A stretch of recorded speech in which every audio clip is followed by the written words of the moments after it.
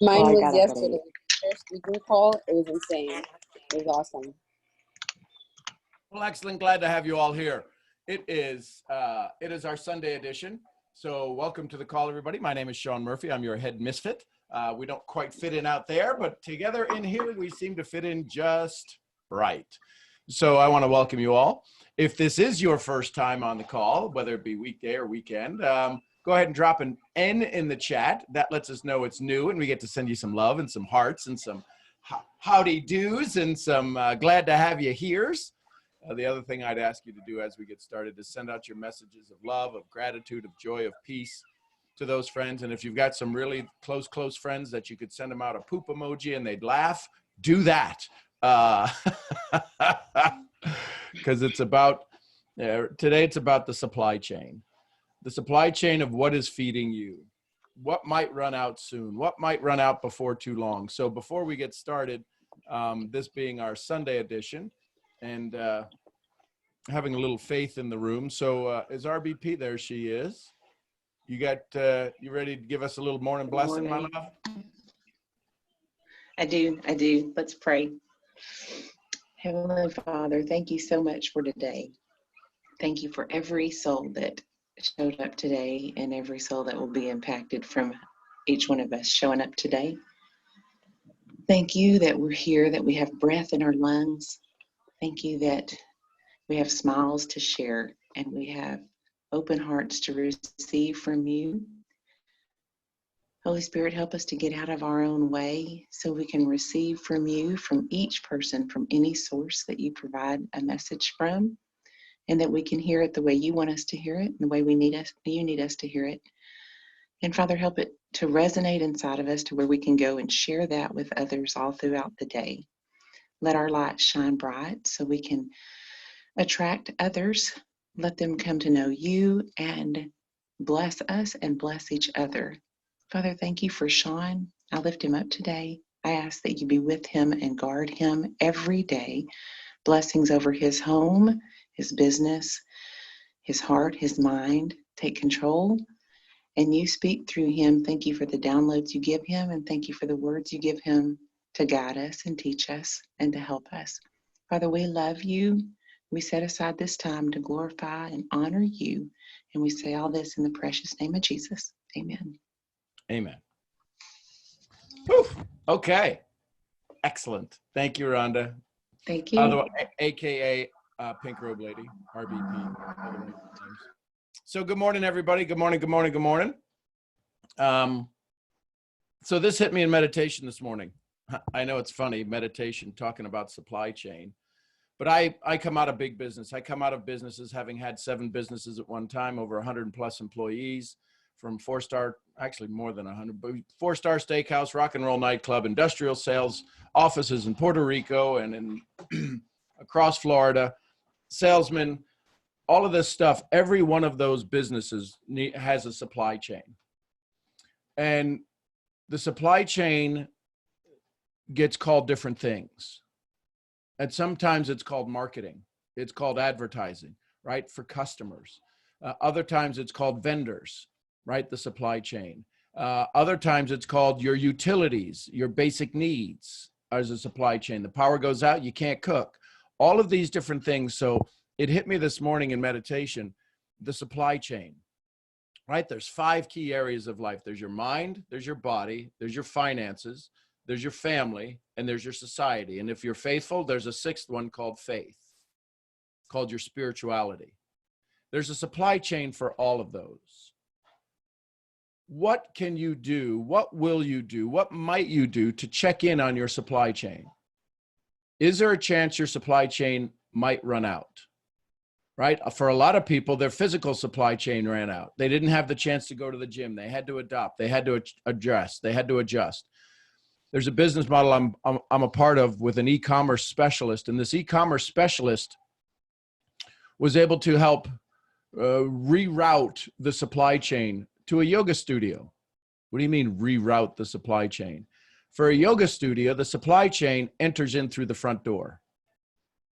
He was able to help them transition from brick and mortar to click and order. And they've done more in the last 45 days online with their yoga studio than they have in the first quarter.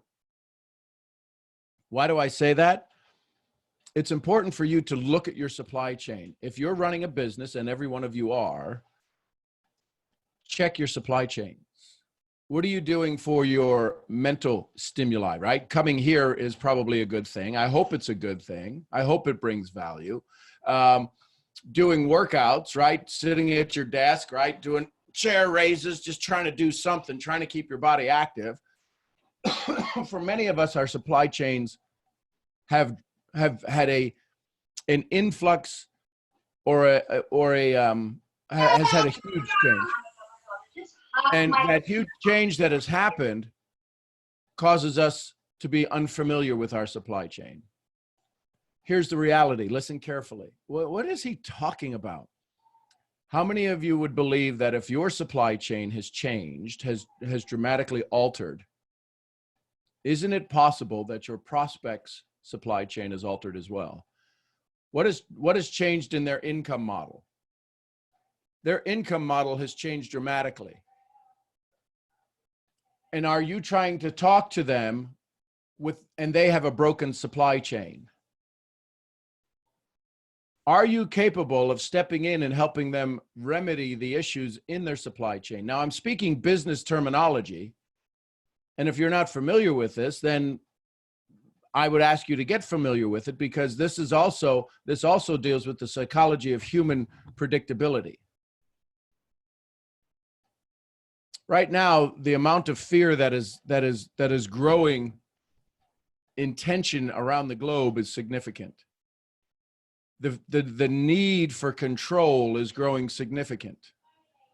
And so can you, in your conversations, can you, in your dialogues, can you show them how what you do will begin to give them some control back? Now, here's the reality. We all tell stories. We all tell stories. And there's a price to our stories. The price we pay or the price they pay.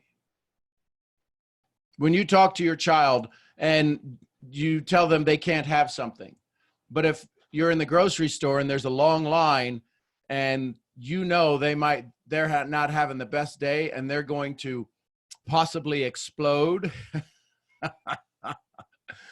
Let me put it this way. Have any of us ever been in line with somebody who's had a child like that? I'm not asking you to call out yours, but I'm saying, have any of us ever seen a mom cave to that moment when the child just won? So mom bought their story. See, Zig Ziglar says it this way: sales is a transference of enthusiasm.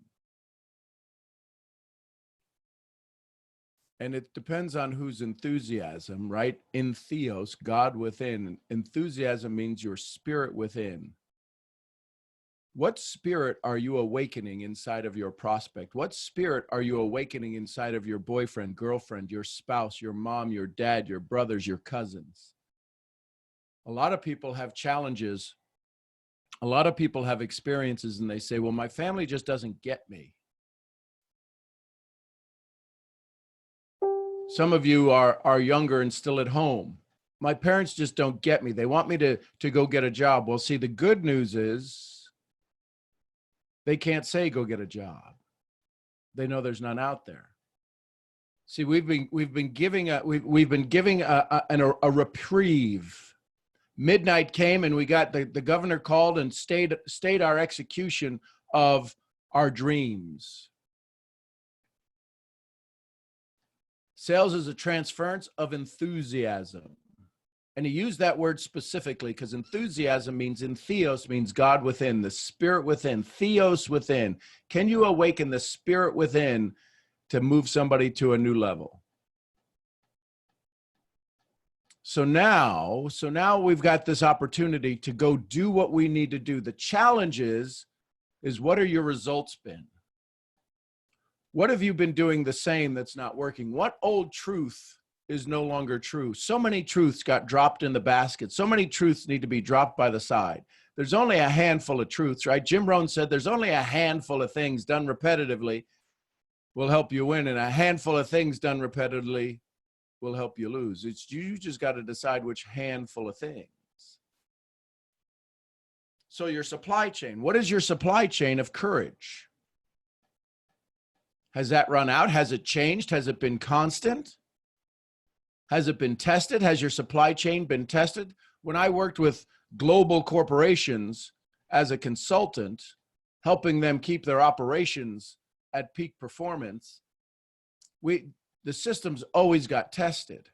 The what ifs in life, the what ifs in life. Here's a question for you. Listen carefully. If you can all hear me right now, just drop an H in the chat, because this is going to be important. I'm talking to business people here today. I'm talking to people who want to bring value to the world. I'm having a conversation with individuals who truly want to take care of their family. They also truly want to take care of everybody who's ever been in their business. Listen carefully. I'm going to talk about something that can't happen. It can't happen. If your company shut down yesterday, do you have all of your contacts? Do you have all of their email addresses and phone numbers? Okay, let's take it another step. Your audience. How many people do you have the ability to connect with offline from your Snapchat, your Instagram, and your Facebook? Do you have a way to gather their names? Are you gathering people's names? Listen, the business you're building is the name on your mailbox, not the name on your check. I've stood in front of my organizations in Latin America. For those of you that might be new to the call, I'm 22 years in this profession. My first year was $80,000. Listen carefully, in debt. So I know exactly how not to do this. I've also been the executive vice president of a $200 million a year network marketing company. I've been on the corporate side. I've stood on stage in 30 plus countries. I've been translated into over 40 languages. I've got some experience. That and 25, what I just told you in 25 cents gets you what? 25 cents. My point is this. I have some experiences. I've failed in more places and been yelled at in more languages than most of you have. Here's the reality. You're building your business. When I go down to Latin America, when I do trainings for my teams in Latin America, I say, listen, build the name on your mailbox, not the name on our checks. Why? Because too many people put authority in something they have no authority over. How do you gather? How are you gathering your flock? How do you communicate with your community? If you're counting on Snapchat, if you're counting on Facebook, I'm going to encourage you to make a step towards owning your future. Because you do not own anything on Facebook. You do not own anything on Instagram or Snapchat or WeChat or any chat or Telegram. If you're here to do business, find a way to gather your community. There's simple ways to do that. You could use a Google form. You could use a Google form and say, hey, listen, I'd love to be able to stay in contact with you. Fill out this form. Create a little PDF. There's something that you love to do. There's an experience you have that you could create a little 3-page document with pictures in a Word document. And you could send them out, your favorite recipe for mousse. I don't know, how to get 3 kids to sleep at once. There's something you do that you can be that little tripwire, that little giveaway. Elizabeth has a bomb recipe for lasagna. I would want that. I would give you my email address for a bomb recipe for lasagna. So all I'm saying is that this is a way to add value, but ensure your supply chain. Oh, she's not going to drop it in the chat only until you give her email address. So you all following me? When I woke up this morning and then I sat in meditation for a while and I heard supply chain. I'm like, what are you talking about, supply chain?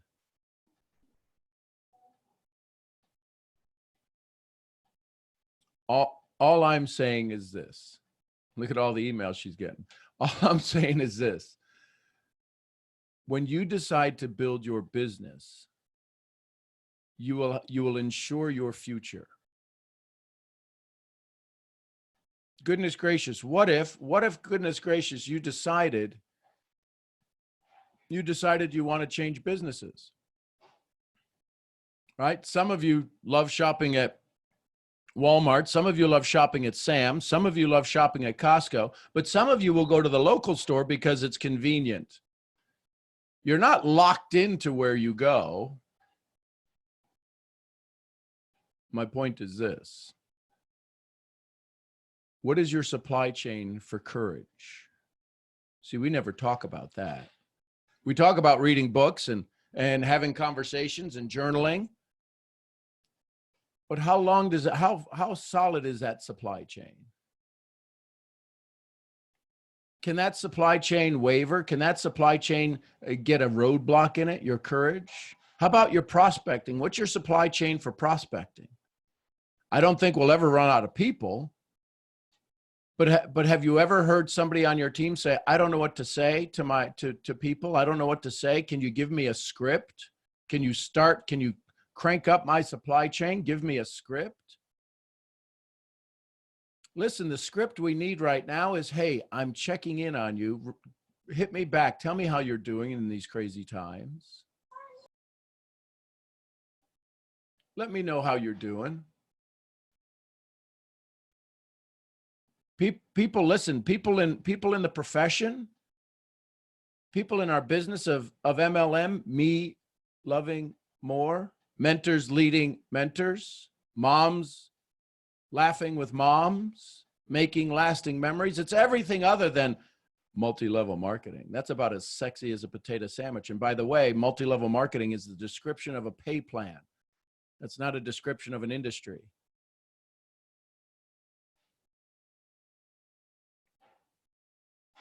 When somebody says, is it MLM? Yes. What do you think it means? Well, isn't that multi-level thing? Oh, no, that's just a description of a pay plan. I'm an MLM, moms laughing with moms. I'm mentors leading mentors. I'm making lasting memories. I'm me loving more. That's the MLM I'm in. Have you not heard of it? Have you not been a part of that? Making lasting money. If you're the finance type. No, multi-level marketing is the description of a pay plan. So you're not in a multi-level marketing company right now. Maybe that's why you might be a little frustrated. You're in a direct level pay plan. You go to work, you turn in some time, you get paid. There's no depth to your pay. And 26.6, almost 30 million people have realized there's no depth to their pay, and they've had to file for unemployment.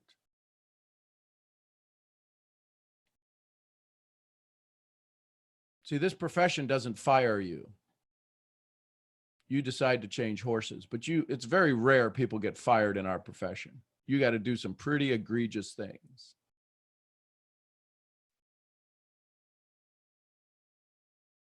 Now, let me give you a fair warning. FTC is sending out letters and sending out a variety of things about income claims and whether your product can heal COVID or anything else like that. Don't be silly with your marketing plan. Don't be silly with your messaging. You can say things like, just Mona. So MLM, me loving more, mentors leading mentors, moms laughing with moms, making lasting memories. But the one that I've coined is me loving more. That's the profession I'm in. That's why I'm here right now. This is MLM for me. Many of you of the 120, holy mackerel, 124 people. What are we giving away Fruit Loops on this call? What's going on here? What are y'all doing here? you come to see the May gorilla perform. It's me living more. That's what it is. It's MLM is me loving more, me living more. Bukumi, how are you, my love? So figure out your supply chain.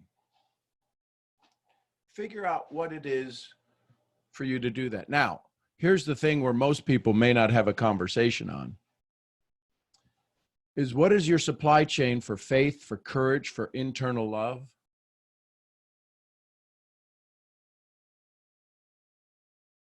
I love that name. Is it Rickoy? Rickoy? Bell? What a great name. I need to learn how to say it correctly, pronounce it correctly. Watch this. Y'all looking at the screen, can y'all, if you're on your laptop or desktop, you can see the screen. Watch this.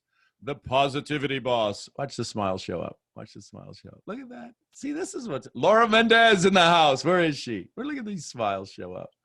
There's Cheryl McFarlane. I'll get it out right. Good morning, Meryl. How are you? Good to see you. There's Shammy. Where's Shammy? Look at all these. This is, I feel like I'm looking at like the GQ. There's Leslie Hebert in the house. I feel like I'm looking at a GQ, man, not GQ. I don't know what the one is for women. Vogue. I'm looking at Vogue. I have Vogue on my screen. You guys are all amazing. Diane Sweeney in the house. There's Keta Reed. She was yesterday shopping in masks and cooking and cleaning. Hello, my love. Y'all are amazing. There's Delia. Delia's waving in the house. Good morning, Sharon. Good morning, Joanna. And there's Malik. Watch this smile. Y'all want to see a smile that just cranks the world up? Watch this smile.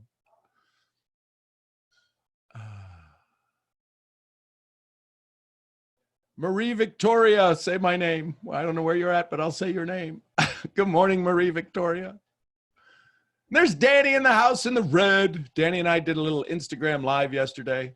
There's Ari. Ari just came on live. You gonna dance first, Ari? You look like you're backing up, getting ready to shake it. You ready to go? Folks, do you see what just happened? I can't even say it. NIU, all the way from New Zealand in the house. We just spent a moment, Auckland in the house. We just spent a moment connecting with people. Connecting with people. Portugal, obrigado, Miguel. We just spent a little bit. There's Heather Love. Watch this. There's Heather. She gives you that sultry, sexy, hey, y'all. Mm-hmm.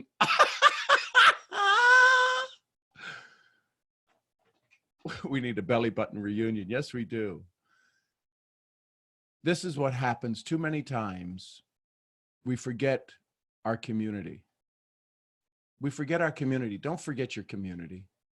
Laugh with them. Have some fun. People are stressed out right now. And here's the thing. Well, I don't know what to say. Just be goofy. Be fun. Hello from India. We got India in the house. Nikita? Oh my gosh. Oh, wait a minute. We're going international here. We got Sophia in Alabama. I love it. Is it LA? Is it LA? Lower Alabama? Elizabeth. Yeah, I think Elizabeth, you and I have connected. I grew up in Chardon, right? Just Chardon, Burton. Anyways, so no, okay. Not Samoa like the islands. Get out. No way. Anyways, y'all are amazing. Hello from the UK and Los Angeles in the house. The Dominican Republic. I'm going to have to start keeping track of all the countries. Toledo in the house. WKRP. Oh, no, that was in Cincinnati. WKRP in Cincinnati. So here's the thing, folks.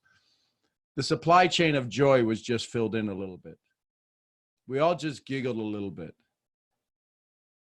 We need that supply chain filled up.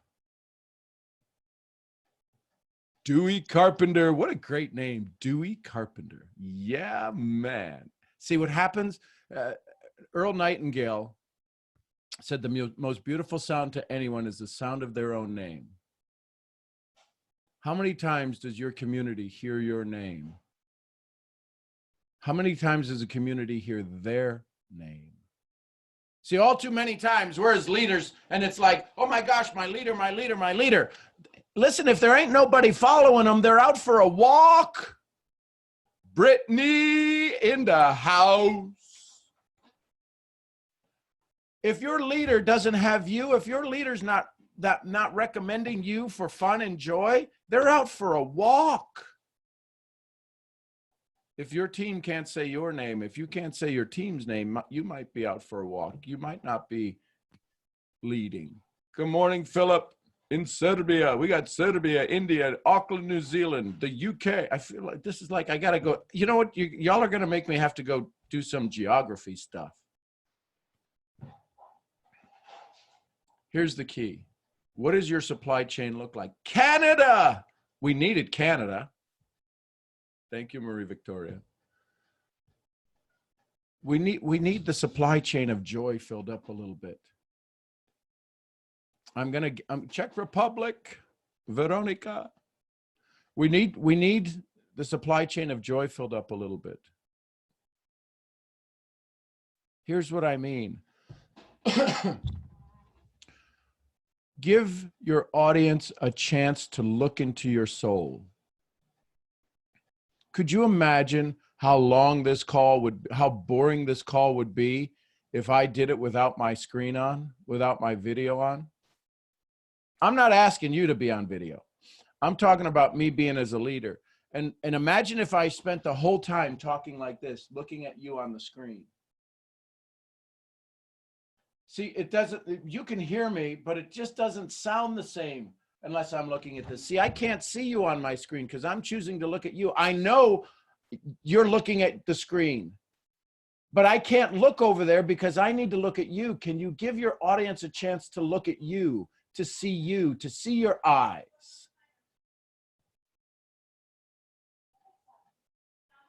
All too often I watch your Instagram photos and I see your posts and you're all like you're taking shots for like the Spiegel model or the Sears catalog or the Neiman Marcus.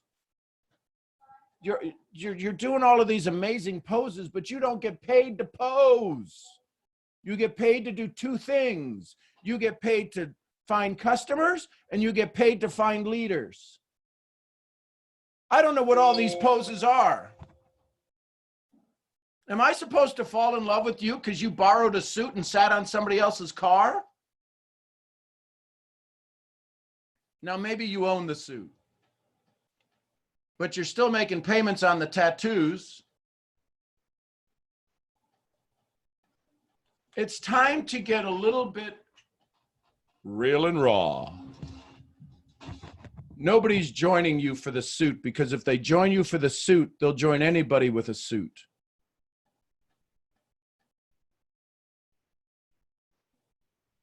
Could I show up here in a $400 shirt? Probably. I think I have one. And it was because somebody gave it to me. Could I show up here and put on a show of grandioseness? Listen, I'm only as good as my last sentence. Because if you're not paying attention to the last sentence, what makes you want to pay attention to the next sentence?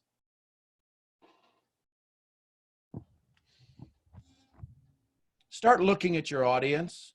Start talking to your audience. When I teach my students, when I teach my personal students, now these aren't people that are in my business. They get that. But when people pay me to teach them, you know what we spend the first month on? Teaching them how to say hello. Teaching them how to welcome somebody to an event, to a meeting. Because listen, if you learn how to sit down across the table from somebody, and you can make them feel more welcomed when they sit down across the table from you than they've ever felt before. Shane, I agree, treat them like family, but some of us don't really treat our families all that well, so that might not be the best, that might not be the best line. I would treat them like the most powerful person that you'd ever want to have lunch with? Kareem, I agree. Treat them like you'd want to be treated. But if we wrote down the things that we said to ourselves and we said that to our best friend, we wouldn't have any best friends. I love that you're throwing up these lines, because these are those little tricks that we throw at ourselves. These are those little tricks that we tell ourselves to make us think we're doing the right thing. Follow me on this. When we say things like, treat them like you'd like to be treated, we don't treat ourselves that good at all, really. We have an addiction to approval that's right up there, right next to the, oh my gosh. So I would sit down and treat them like it's the most, that it's that 4-year-old, that 5-year-old, that 4-year-old or 5-year-old that is scared. Imagine finding a 4 or 5-year-old in the mall. Would you sit down with, and they're like, you could tell they're scared. They're old enough to know they're not lost yet. They're at the edge of, I hope my mom finds me, my dad finds me. I hope I recognize something quickly. But I'm not quite sure. I haven't turned on the waterfalls yet. I haven't lost my cool yet. I'm on the edge, and you see them and you can tell they're lost. You don't walk up to them, standing over them and going, hey kid, what's your phone number? Where's your name? What you doing? What's your last name? What are you doing? How long have you been here? What's your mom look like? Which is what some of us do when we sit down at a presentation. Hey, let me tell you all about my company. We've been around for 4 years. We've got amazing leadership. Let me tell you about why we're capitalizing on the industry right now, or why we're dealing with the $26 trillion industry of weight loss, or why we're doing this. Have you ever made money from home? Do you know how to use money from your phone? You should be doing, fill in the blank. That's what your posts do. That's what you'd get down on your knees, eye to eye with this kid and go, hey, and you'd hold your distance, right? You'd hold your distance. Hey, are you okay? What's the matter, buddy? Are you looking for your mommy? Yeah. Okay. Can I help you? Is it okay if I help you? And then what do you go do? What do you go do? You go do a 3-way. You go do a 3-way. You go, attention store, I need some help. And then the store does what it does. It'll lock the place down. We have a code Adam, we have a code Adam. They lock down the store. Also that we can find this child's source.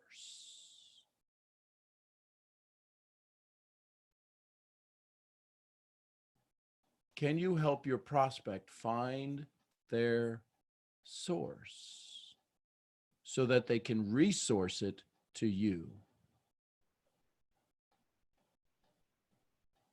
Y'all get this? All too often we're thinking people need our source. They do need our source, but they only need our source if their source is running out. Too many of you are trying to put your sauce in place of their sauce. I don't need your sauce. Ladies, we're all my ladies on here. If you're one of the ladies, drop an L in the chat. Ladies, here's the hard part for you. If you're ever talking to a guy, you're dealing with one step up from an earthworm. And what do I mean by that? I'm looking this all here. Look at Jessica. Look at that hair. I just wanted, oh my gosh, I just want like a photo of that. You're dealing with guys because you're also beautiful, because you're also outgoing, you're in business, right? So you're already sexy, you're already in business, you're already this entrepreneur, you're already crushing it.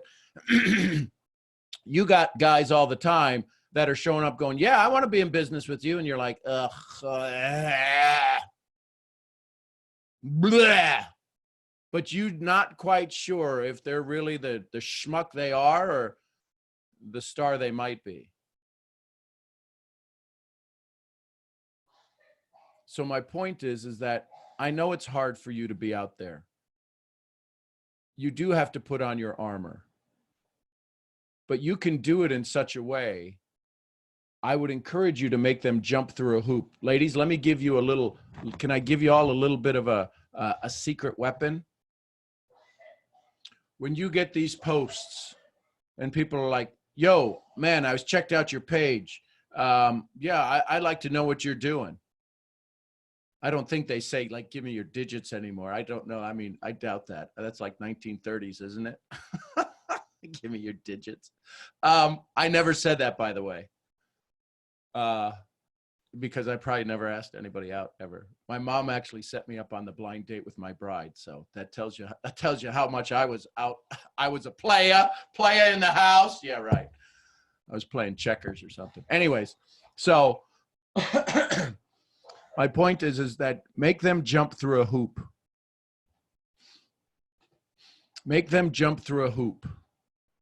And the hoop is have them check something out. If you have your link in your bio, so your response is, what did you like most about the link in my bio? What did you like most from checking out my link? Well, no, I was just looking at your pictures. I appreciate that. If you'd like to have a next conversation, check out the link in my bio. And you're done. You don't have to go peel off the BS belief system. You don't have to go wander through the I'm not good enough. Man, and if you check out their page, dude, you do amazing. And you have a huge community. You should check out the link in my bio. Is your community rewarding you? Not paying you. Is your community rewarding you? I have a conversation this afternoon or tomorrow with Benny Fowler. Anybody know that name? He plays for the Giants, I think. I know it's the Giants. I'm pretty sure it's Benny. I don't know if he's playing now or is used to play or whatever. But anyways, so I got a text from him yesterday saying, hey, I need some help with my story. I'm like, who are you and how did you get my number? Benny Fowler? Benny or Bernie? Hold on.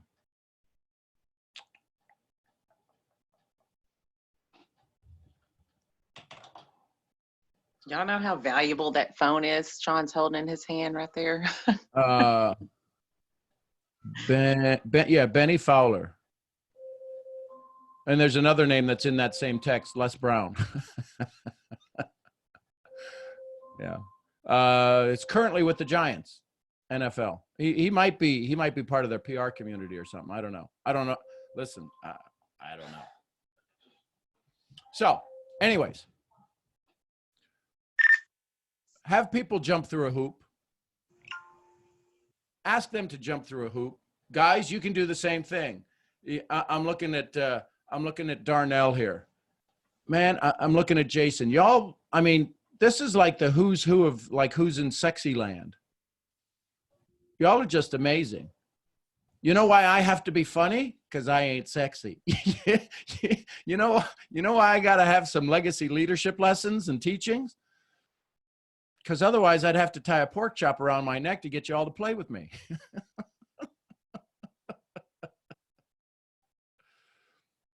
My point is this: find a way to be different. Sean setting up blind dates on this call. You got to find a way to be different. You got to find a way to set yourself up for success. You've got to sing your song till you find the choir. And then don't believe it when the choir sings. Abraham Maslow says, be independent. This is a tough one. Be independent of the good opinion of other people. Be independent of the good opinion of other people. See, we tell everybody all the time, don't pay attention to those naysayers, to those negative Nellies, to those people who don't believe in you. Believe in me. Let me tell you what you should do. Let me give you some courage. That's good to start the fire.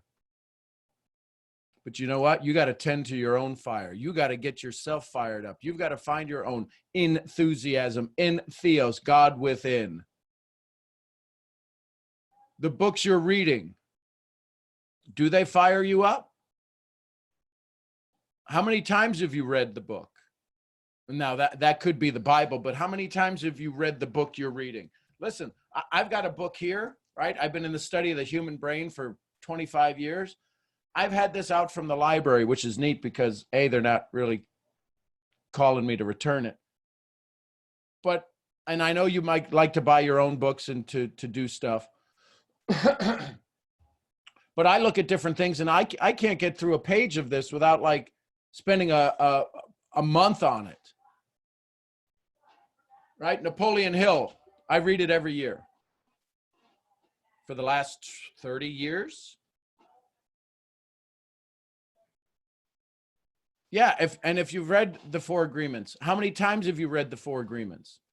This one's called The Secret Life of the Mind, Sharon, by Mariano Siegman.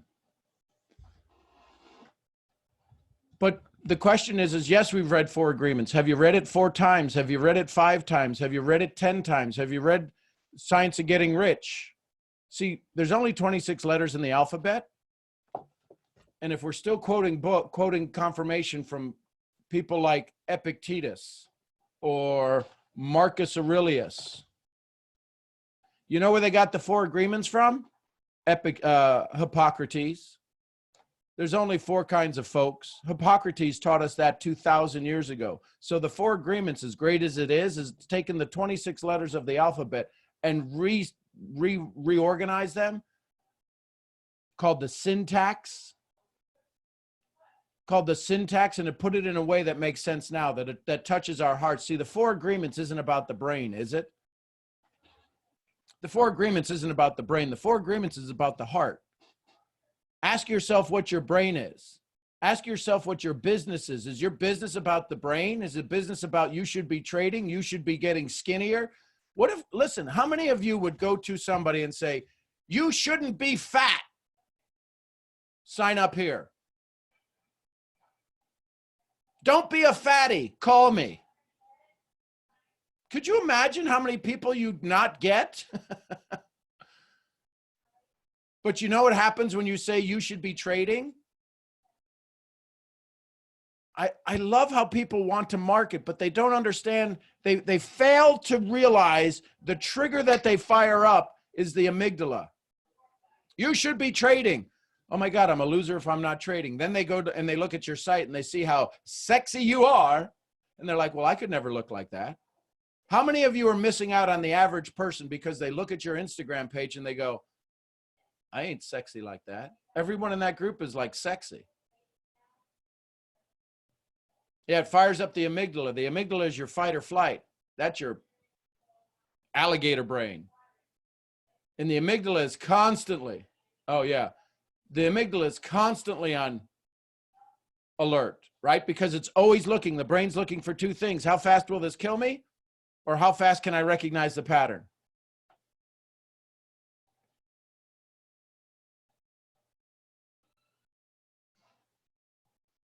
Building your story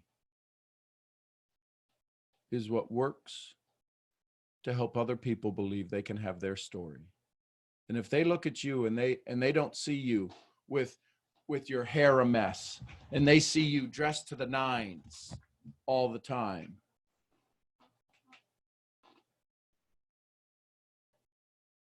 if you're not being real on set, when they finally see you offset and they see you and they start to have a conversation with you, listen, some of you, I'm just going to be honest. Some of you, when we've had our one-on-ones and I followed you on Instagram and then you show up on your one-on-one and I'm like, who is this? Because you got your glamour shot picture as your profile. And then I see you, it's like, wow, okay, so they are normal. They are real. So what's the chain? What's the supply? What's your source? Your supply chain. More importantly, what is your prospect supply chain? Can you be that? Listen, I've built organizations over 300,000. I've got, in the last 18 months, 30,000 people. Started in a new company because I just decided to dip my toe back in the water. My point is this. Yeah, glamour shots. I dated myself, right?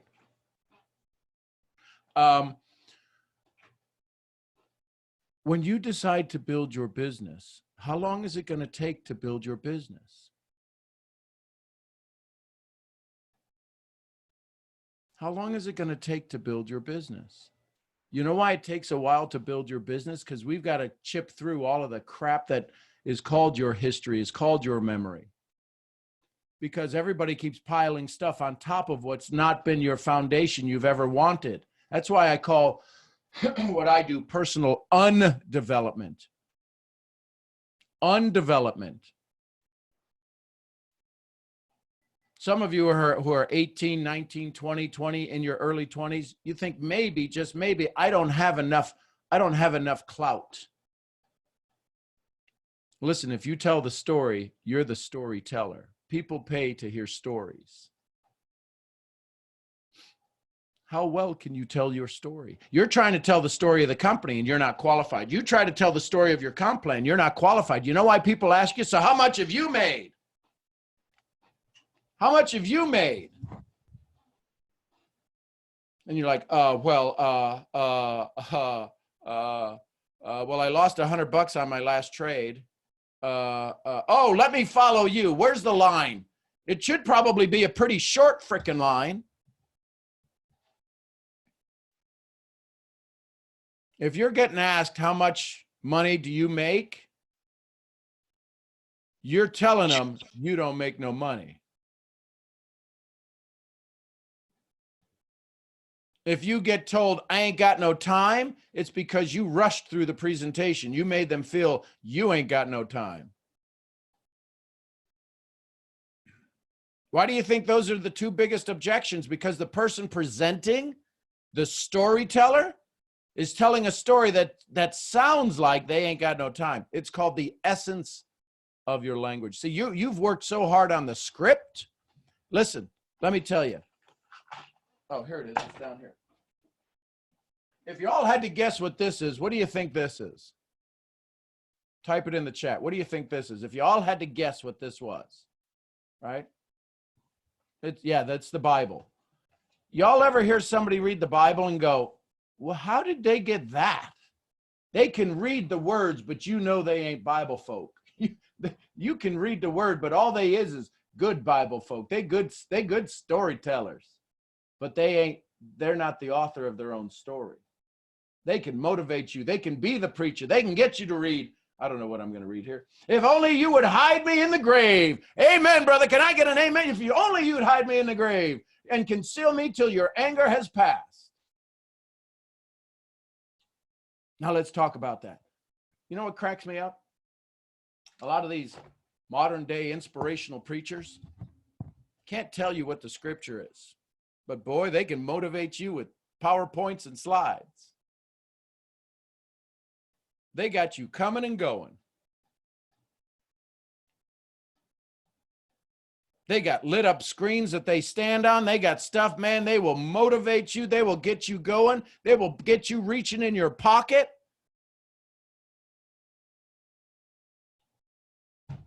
But funny how I opened to that. It did catch me. I'm going to read it again. If only you would hide me in the grave and conceal me till your anger has passed. Talk about supply chain deficiency. I don't even know what I'm in. I'm in, I'm going to say it wrong. It's Job, right? I almost said job. I'm in Job 14:13.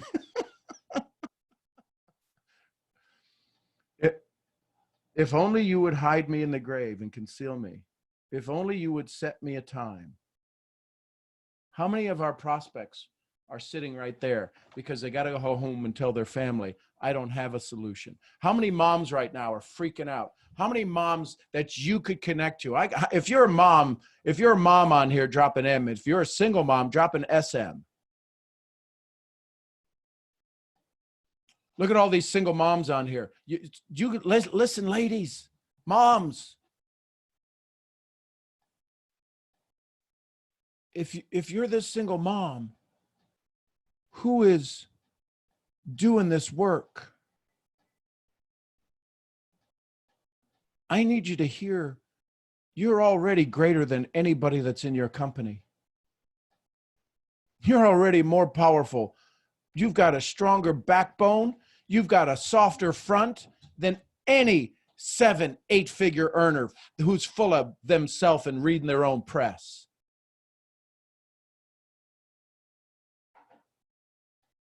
Elizabeth, I hear you. If you all read Elizabeth's comment, absolutely. Some of you fall into that category too. I hear you, Kayla.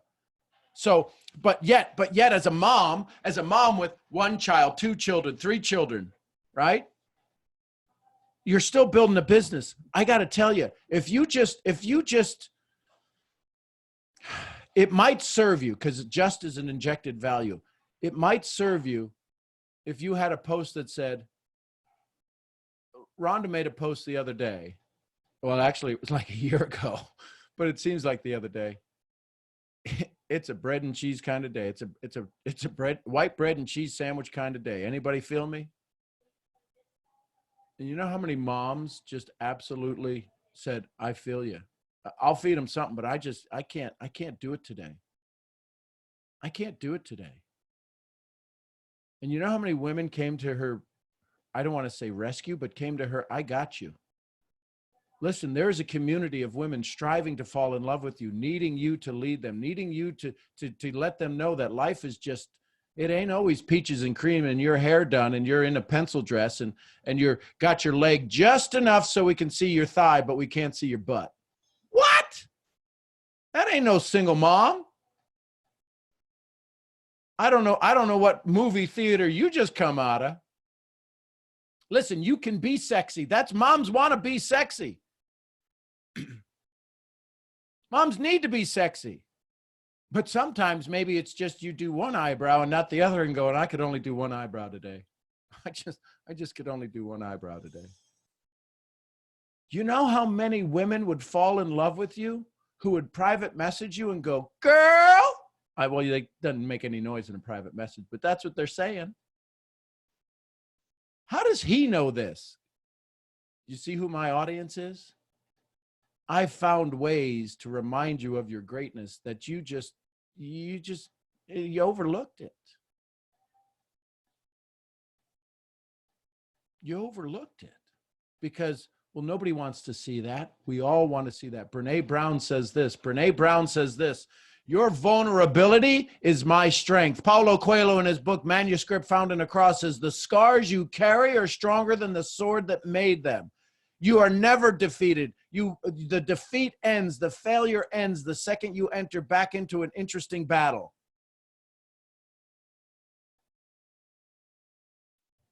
Failure is permanent. Defeat is temporary. And it both ends the second you enter back into an interesting battle.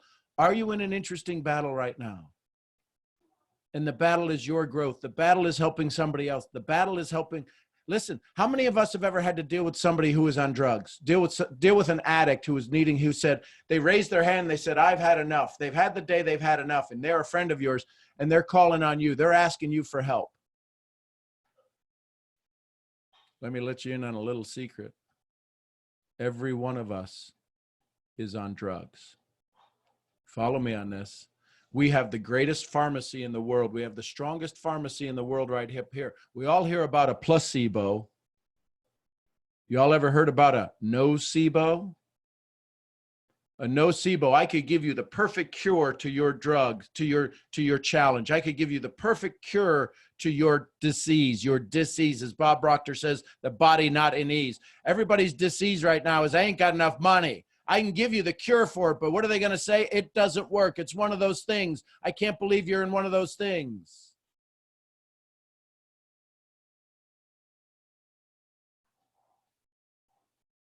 And all of a sudden we come along and we trigger that drug addiction by telling them they're not good enough. They should be doing what you're doing. They don't look like you. They don't sound like you. They're not educated like you. And then we get frustrated, and through the essence of our dialogue, when they ask a silly question, like how much money do you make? We get defensive and our amygdala fires up. It changes the pheromones in our body and we can actually exude the scaredness. I was hoping they weren't going to ask me. Don't ask me, don't ask me, don't ask me, don't ask me. They asked me. Oh!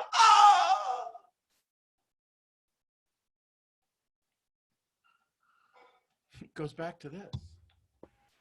If only you would hide me in the grave. How many of us have ever woke up, ever had to go do something, and we wish, I just want to go hide and conceal me till your anger has passed? How many of us won't answer a phone call because we owe a bill? How many of us won't talk to an ex because they're really a pain in the ass? Excuse my French on Sunday, but they're really a pain.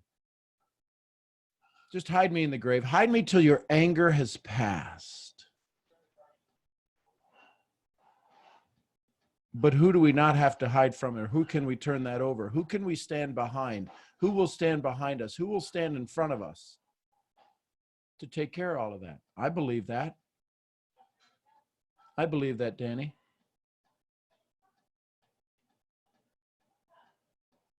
There's got to be a higher source, and that higher source, it might be, for some of you, it might be your upline. But that higher source to give you courage, to inspire your faith. Go read a book. Go listen to a song. How many of you have a song you jam out to? Right? In the mornings after our calls, I usually go out and I usually mop the floors, right? I'll vacuum or mop. One day it's vacuum, one day it's mop. We got dogs, so we got to keep things clean. And I'll listen to Waymaker. And I'll just put that on and listen to it. I have put it on this morning. My bride is amazing because I get to put that on and it turns into an earwig for her. And she's going, and you just can't get it out. So here's my question. Have you found your supply chain? What is your supply chain bringing you? I'd like to answer that question. Sure. One endless supply chain for me is curiosity. And when you were alluding to the moms on the call, there's a very good example that they can lean on. When your child falls down and starts crying, what do you do as a mom? I think I'm not one, but I think from my observations that moms usually say, "Oh, what happened to you? Did you hurt yourself?" Or something like that, unless I'm mistaken. Or you crying? You keep crying. I'll give you something to cry about. It depends where they're at, but yes. Right, but most well-meaning moms, most moms that are really have their child's best interest at heart, they ask a question, and so it's not so much the mom is going to tell the child a story. They're going to be interested in what the child has to say. Right. I was interested to run onto an article that a friend of mine sent me that had to do with, in this particularly difficult time of the COVID-19 challenge, about people in nursing homes and the elderly who are dealing with dementia. And I found it rather interesting because it forced me to think about how we look at people in a different way. If you can indulge me, I'll read you just a few lines out of this article. If we're imagining people as disappearing or disappeared as vanishing in the most essential part of who they are, then our treatment will follow that. No one wants to be defined by his deficits, by their losses. So why would we do that for someone else? Much of the imagery is that you become less of a person. At what point are you not a person? At what point, what is the point where you are worthy of attention, worthy of life? And who gets to make those calls? The author said that when he went visiting a facility, particular facility, he found the staffs and residents call each other friends. And he's pointing to the power of language that can be weaponized or used productively. The way that they shape how we see ourselves and how we see others. Those things are not inconsequential because they change the public thought. It is language that makes people disappear, even though they're still living, breathing, feeling, and thinking humans. So, you know, when I read a bunch of those lines in that article, it made me think, made me just question, how am I really looking at my prospects? Am I making them disappear with the language that I'm using, either overtly or thinking in my head? Or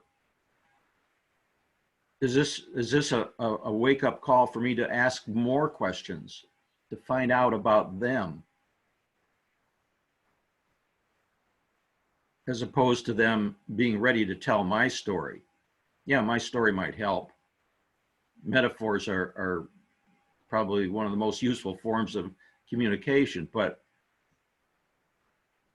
it just occurs to me, listening to all of this, that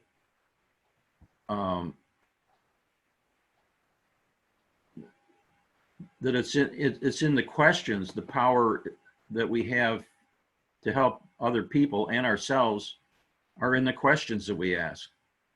Not necessarily the answers that we think we know, but it's what we think we know that is not necessarily so that gets us in trouble a lot of the times, as Mark Twain said. I've just turned the kaleidoscope a little bit and looking at it through a little different perspective, thinking about, you know, how we relate to each other, and what language are we using to do that? Are we bombarding other people with our story, or are we wanting to know about them as a filter to go about walking through the world and relating to people? Yeah, it always comes down to the question, right? And if you want better answers, ask better questions. And the challenge is that we think they can do what our next step is. We have to help them do their next step. But it starts with honoring them at their, where they are in the world. Yep. And starts with letting them tell us their story. Where are they hurting? What are they inspired by? And part of the challenge with asking somebody about their story is they're going to ask us our story, and a lot of people aren't ready to tell their story, so they just avoid that. Brene Brown says you can't hear somebody else's story till they give you permission. Yesterday, on our call yesterday, we had some amazing breakthroughs, and we had permission to hear some amazing stories, unbelievable stories. But that was because you all showed up in a safe place and made it a safe place. You gave them permission for us to hear their story. So now the question becomes, if you're going to hear their story, do they have permission to hear yours? And that's where we fall short about asking those questions. Dekai, I see you have your hand up. Good morning. I'm a little sleepy this morning, but I had like a little bit like of an aha moment yesterday, and it was like a sort of disconnect between my team and I. Mm-hmm. And I was like, I don't get it. Like, what am I missing? So I don't know. There's been this thing where like I've been like, oh, well, there's a me and them, right? And there's a me and team. And I was like, okay, well, when I take myself out of the team, I was like, kind of like, okay, like pointing the finger, right? I was like, okay, I'm gonna point the finger at them so that I can kind of retrace my steps to, you know, like have that like be a reflection on myself. And I was like, well, the main thing is that like they go that business of business route, and I'm listening to you, and I want to go this route. And so when I thought about it, I was like, well, I feel like in the group chats, like I sort of like I can't just show up as me because it's not received well. And I just noticed the difference between like when I do things their way versus when I do things mine. And I was like, well, and in addition to that, I was like, well, I don't really know them like that. And I was like, well, that's the missing link, is that like I don't know them, and that I do want to get to know them, and that I'm not okay with just being in the business with people I don't know. And I was just like,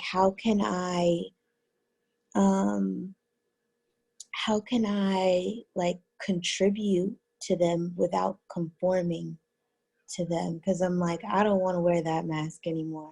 I already saw where that mask led me, and I'm not going back down that path. And I also don't want to just, you know, abandon them.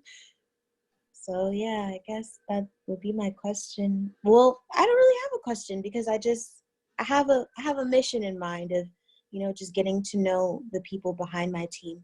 And I'm actually starting that today with my cousin. And that's funny because I have like actual family in here that I'm not even really close to. And I was like, you know what? It just that'll be my start. So So yeah. what are you going to ask them? How are you going to get to know them? Um that's a good question. You know, So, it's so this is maybe you why do I have a come question. to you, Sean. Oh, I don't really know. Maybe that would be my question. What question should I start off with? Hey, listen, I might be able to help you with that. We all talk about long, medium, and short-term goals.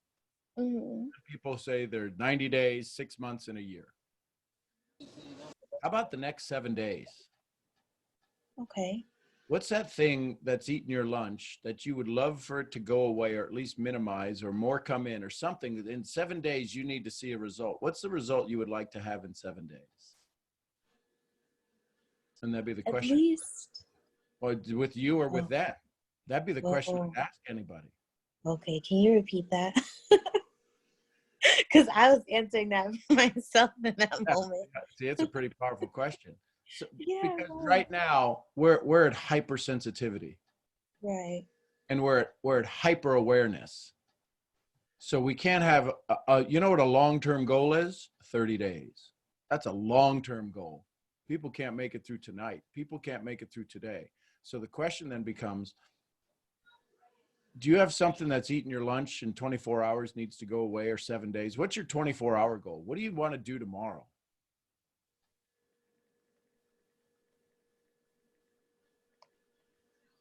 Okay.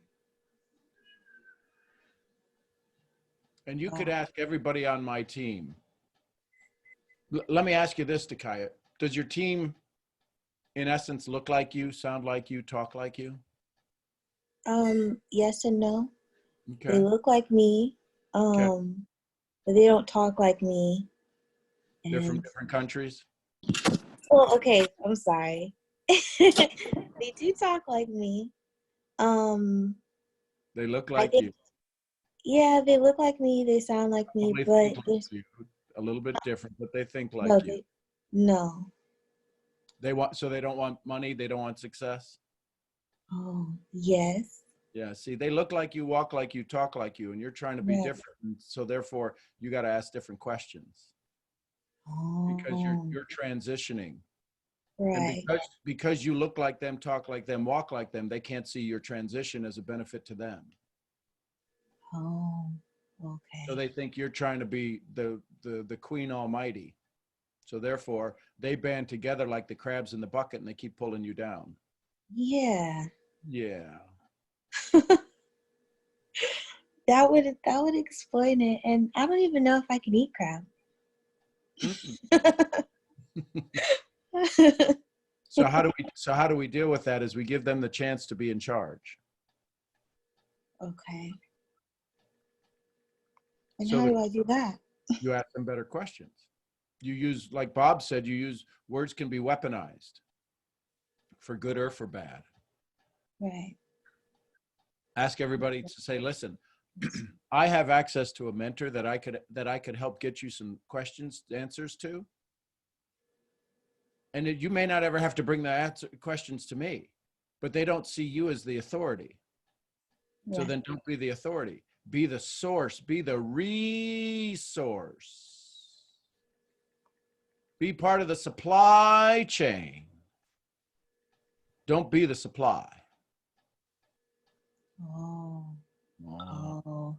Maybe dang. that's what it is. Yeah, that's And exactly. I think that's just still my addiction to approval is that Oh, no, it's your addiction to wanting to help them. yes.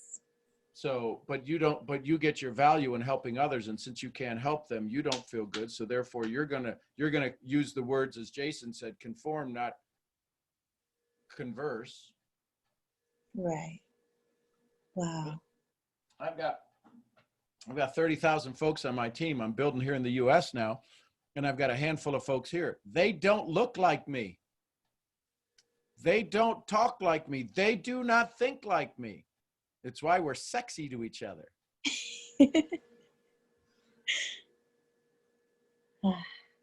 Okay. That gave me more clarity. Yeah. And don't be the supply, be the resource, and be the Supply source. chain. Don't be the source, be the resource. Be the resource. Yeah, because if you're the source, there's only that book. Oh, yeah. Whoa. Yeah. Yeah. Whoa. Man, almost got myself in trouble there. I'm still, I'm still waking up here. Whoa. I didn't even catch that one. I'm the resource. Yes. Don't be the source, be the resource. The resource. Okay. Pete and Repeat are in a boat. Pete fell out. Who's left? Wait, you said that too quick. Pete and Repeat are in a boat. Pete fell out. Who's left? Sean, it's too early for this. I can't Pete. think. Listen, Pete and Repeat are in a boat. Uh-huh. Pete fell out. Who's left? Oh, wait. Pete. No, Pete fell out. Repeat? Yeah, Pete and Repeat are in a boat. So you'll get that when you wake up later on and watch the recording. Yes, Sean, it's look. I think How many of you are laughing? If you're laughing, drop a smiley face or an L. If you yeah, it's that white bread and I almost said butter and cheese type of morning. Yes, it's a cheese and bread kind of day. See, this is how we help our prospects. Everyone, this is how we help that person talk. Nobody wants to have a stressful conversation, especially not now. Especially not now. Have some fun with your folks. Does that help you, my love? Yes, it does. Thank you, Sean. You bet. Love you. Love you too. Let's go to Serbia. Alex. Let's go there. How are you doing, sir? This wonderful morning. Outstanding? Yeah, I love to hear that. I'd like to start off this conversation with, what's up, Leo? My brother, what's up? What's good? I'd like to start this conversation with gratitude just as I start my every morning. And today I'm grateful for the people of yesterday. What do I mean by that? Thank you to Mr. Bob Parks for teaching me how to look at the world through stories. I now look at everything through stories, and it's easier to like comprehend everything, right? And last night, well, for me, it was last night, I had a breakthrough. I remember what we used to talk about 7 days ago on that call. I had the breakthrough about that. And I actually had the breakthrough because of those three wonderful women that spoke yesterday. I don't want to forget anyone. I think it was Malik, Miss Sharon Gist, and Miss Michelle Davis, if I'm not mistaken. Was there So thank you for all three of you. Actually, Sharon's story put me in kind of the same situation where I was the one on the street, actually, not on the porch waiting for someone who never came. And then I just visualized me now going back there and saving a life, right? Saving a life. Uh, so that kind of pushed me. And last night I talked to the pink robe lady, my Texas mama, a big smooch and shout out for helping me and always being on the line no matter what she's doing. So thank you so much and a big smooch. And I'm also grateful for my Balkan gang. I'm sure as hell gonna be bringing more people from these areas on the call because they need to hear this. So enough of my gratitude. I just want to ask a question from the call that we had, which was the thing, the scene, right? And so that day I came to you guys because I wanted help. I wanted help and I got it because I asked.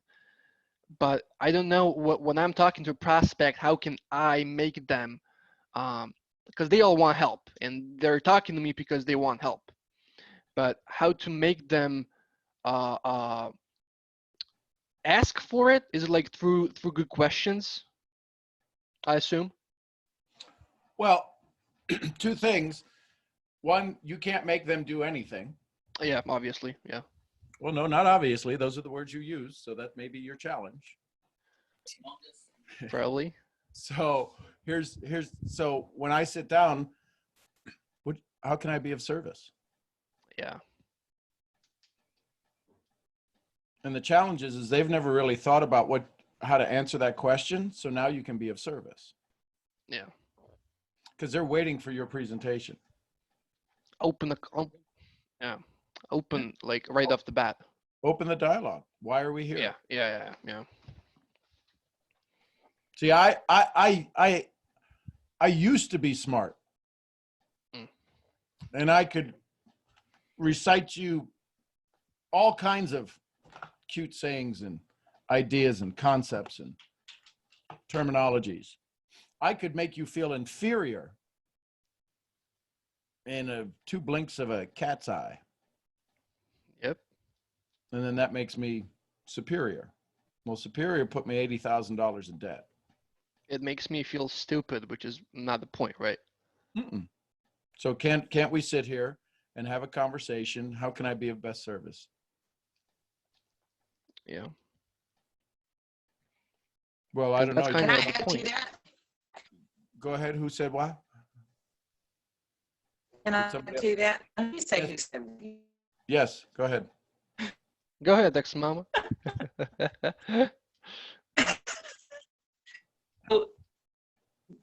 The one thing I've learned for me, You and your signal. She's kind of off, yeah. I cannot hear her, but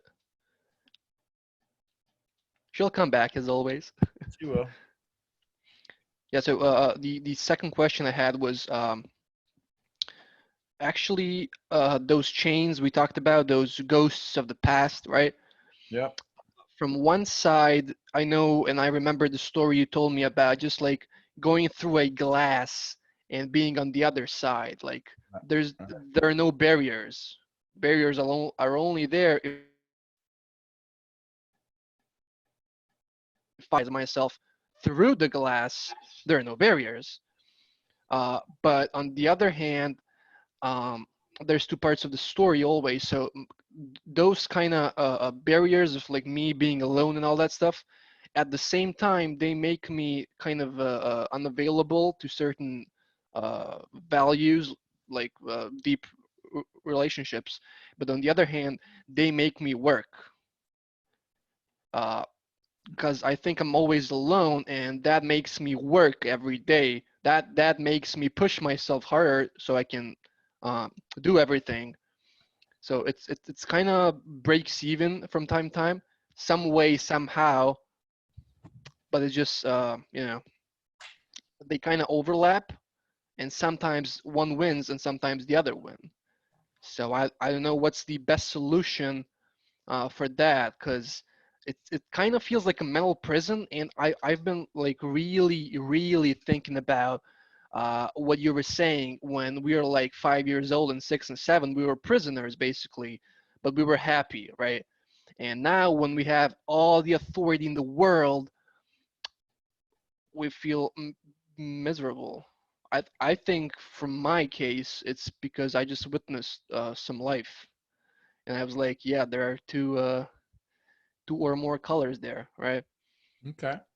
So what's So the that's kind of question? my, yeah. So somehow, some way, those thoughts make me do some good, but then they also make me do some bad things, which is like refusing to um I'm not gonna say refusing to open up, since I cried in front of camera for you Right. in Rwanda. I'm not gonna say refusing to open up, but refusing to be in a deep, meaningful relationship with someone that really could use some good. I mean, there's nothing bad to it, but it's just that I cannot trust someone to be in a relationship anymore. It's just like a decade of holding in together, right?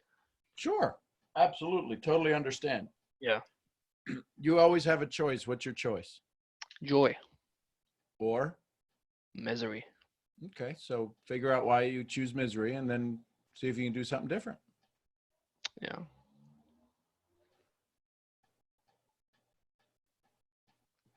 I Like mean, that's it in a nutshell. So the key is that you might have less time and joy than you think, because it keeps getting masked by that, by the misery. Nobody has to really know your misery. You have to know your misery, Yeah.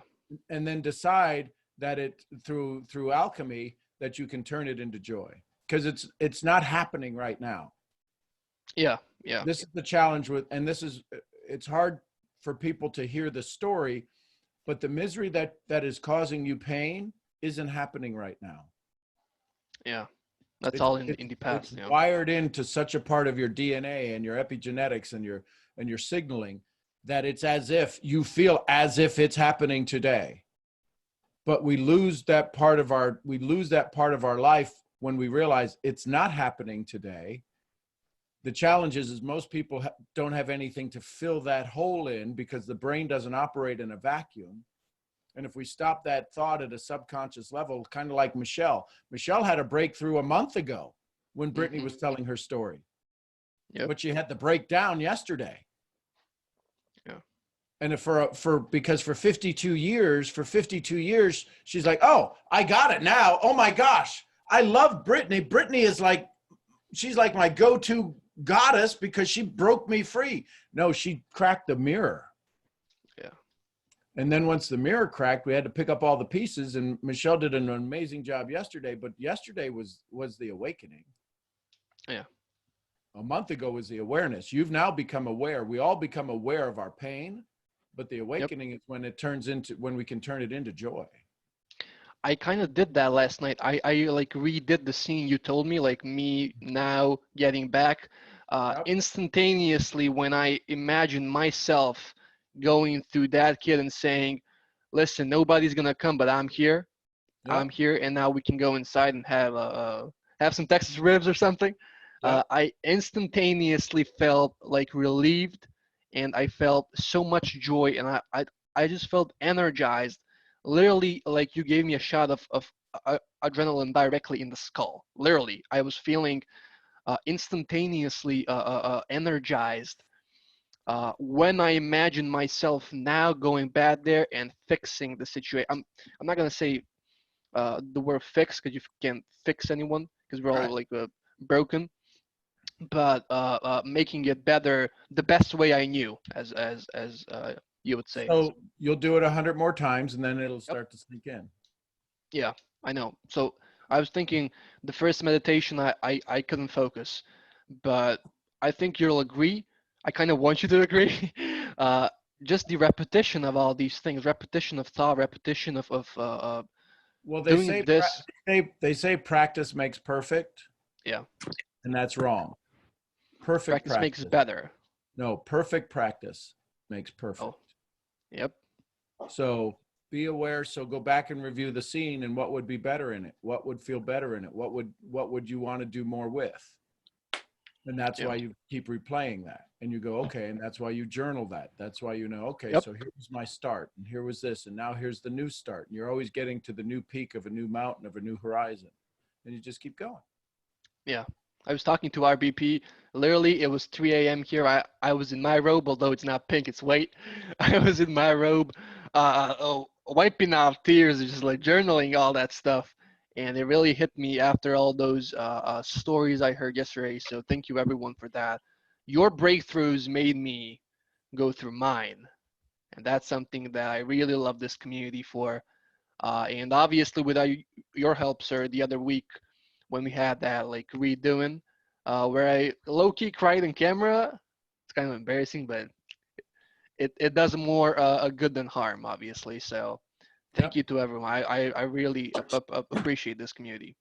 Thanks. Awesome. Another thing that might help, Alex, as I'm listening to you, it sounds like there's a kind of a meta story that's going on in the background, like your the background to a computer, which seems to be like you're a walking zero-sum game. I can either be one thing or another.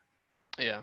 But if you stop and think about how it's possible from this point on to consider that all of the things that you've learned to do can be applied in different contexts. In one situation, you might want to apply one skill, which has nothing to do about applying a different skill in a different situation. So you're more than just a choice on the horns of a dilemma. If you've got a lot of skills and strategies and different ways of looking at things, you're no longer stuck in that rut, you know, the grave with the ends kicked out. You've got choices. Yep. But what I'm suggesting is if you stand back from yourself and notice that that's another way to look at yourself, you don't have to worry about, well, I always have to treat that new relationship the way I used to treat other relationships, or whatever it is. I don't know the details of what you're talking about, but I think I'm hearing through your language that it's like you've been operating like it's either or. And it's more like, yeah. And it's more the success is more an and. Yeah. Is that making any sense? Kinda. I'm just trying to configure everything right now. But the point of that was that I was always kind of alone, and that made me do like all this alpha BS. Right. So that's I'm my own cavalry. I'm my own like backup. right. So that was one set of strategies that you learned how to use to survive. Yep. But you don't necessarily have to use those same skills in a new context, a new situation. Yeah. You can look to other skills that you have to use in a new situation. Yeah, it's like either going to the old story, the old patterns, or going through with new ways and techniques, because you just might be better, just might. So yeah, thank you. It's a matter of having choice. Yep. And out of choice comes freedom. Yeah, that's powerful. Yeah, like I said, that's why I love you. So yeah, thank you, sir. Outstanding. Laura, you have your hand up, my dear. Hi, Sean. How are you? Outstanding. Hello, my dear. Thank you for making this space possible. I have a quick question. Sure.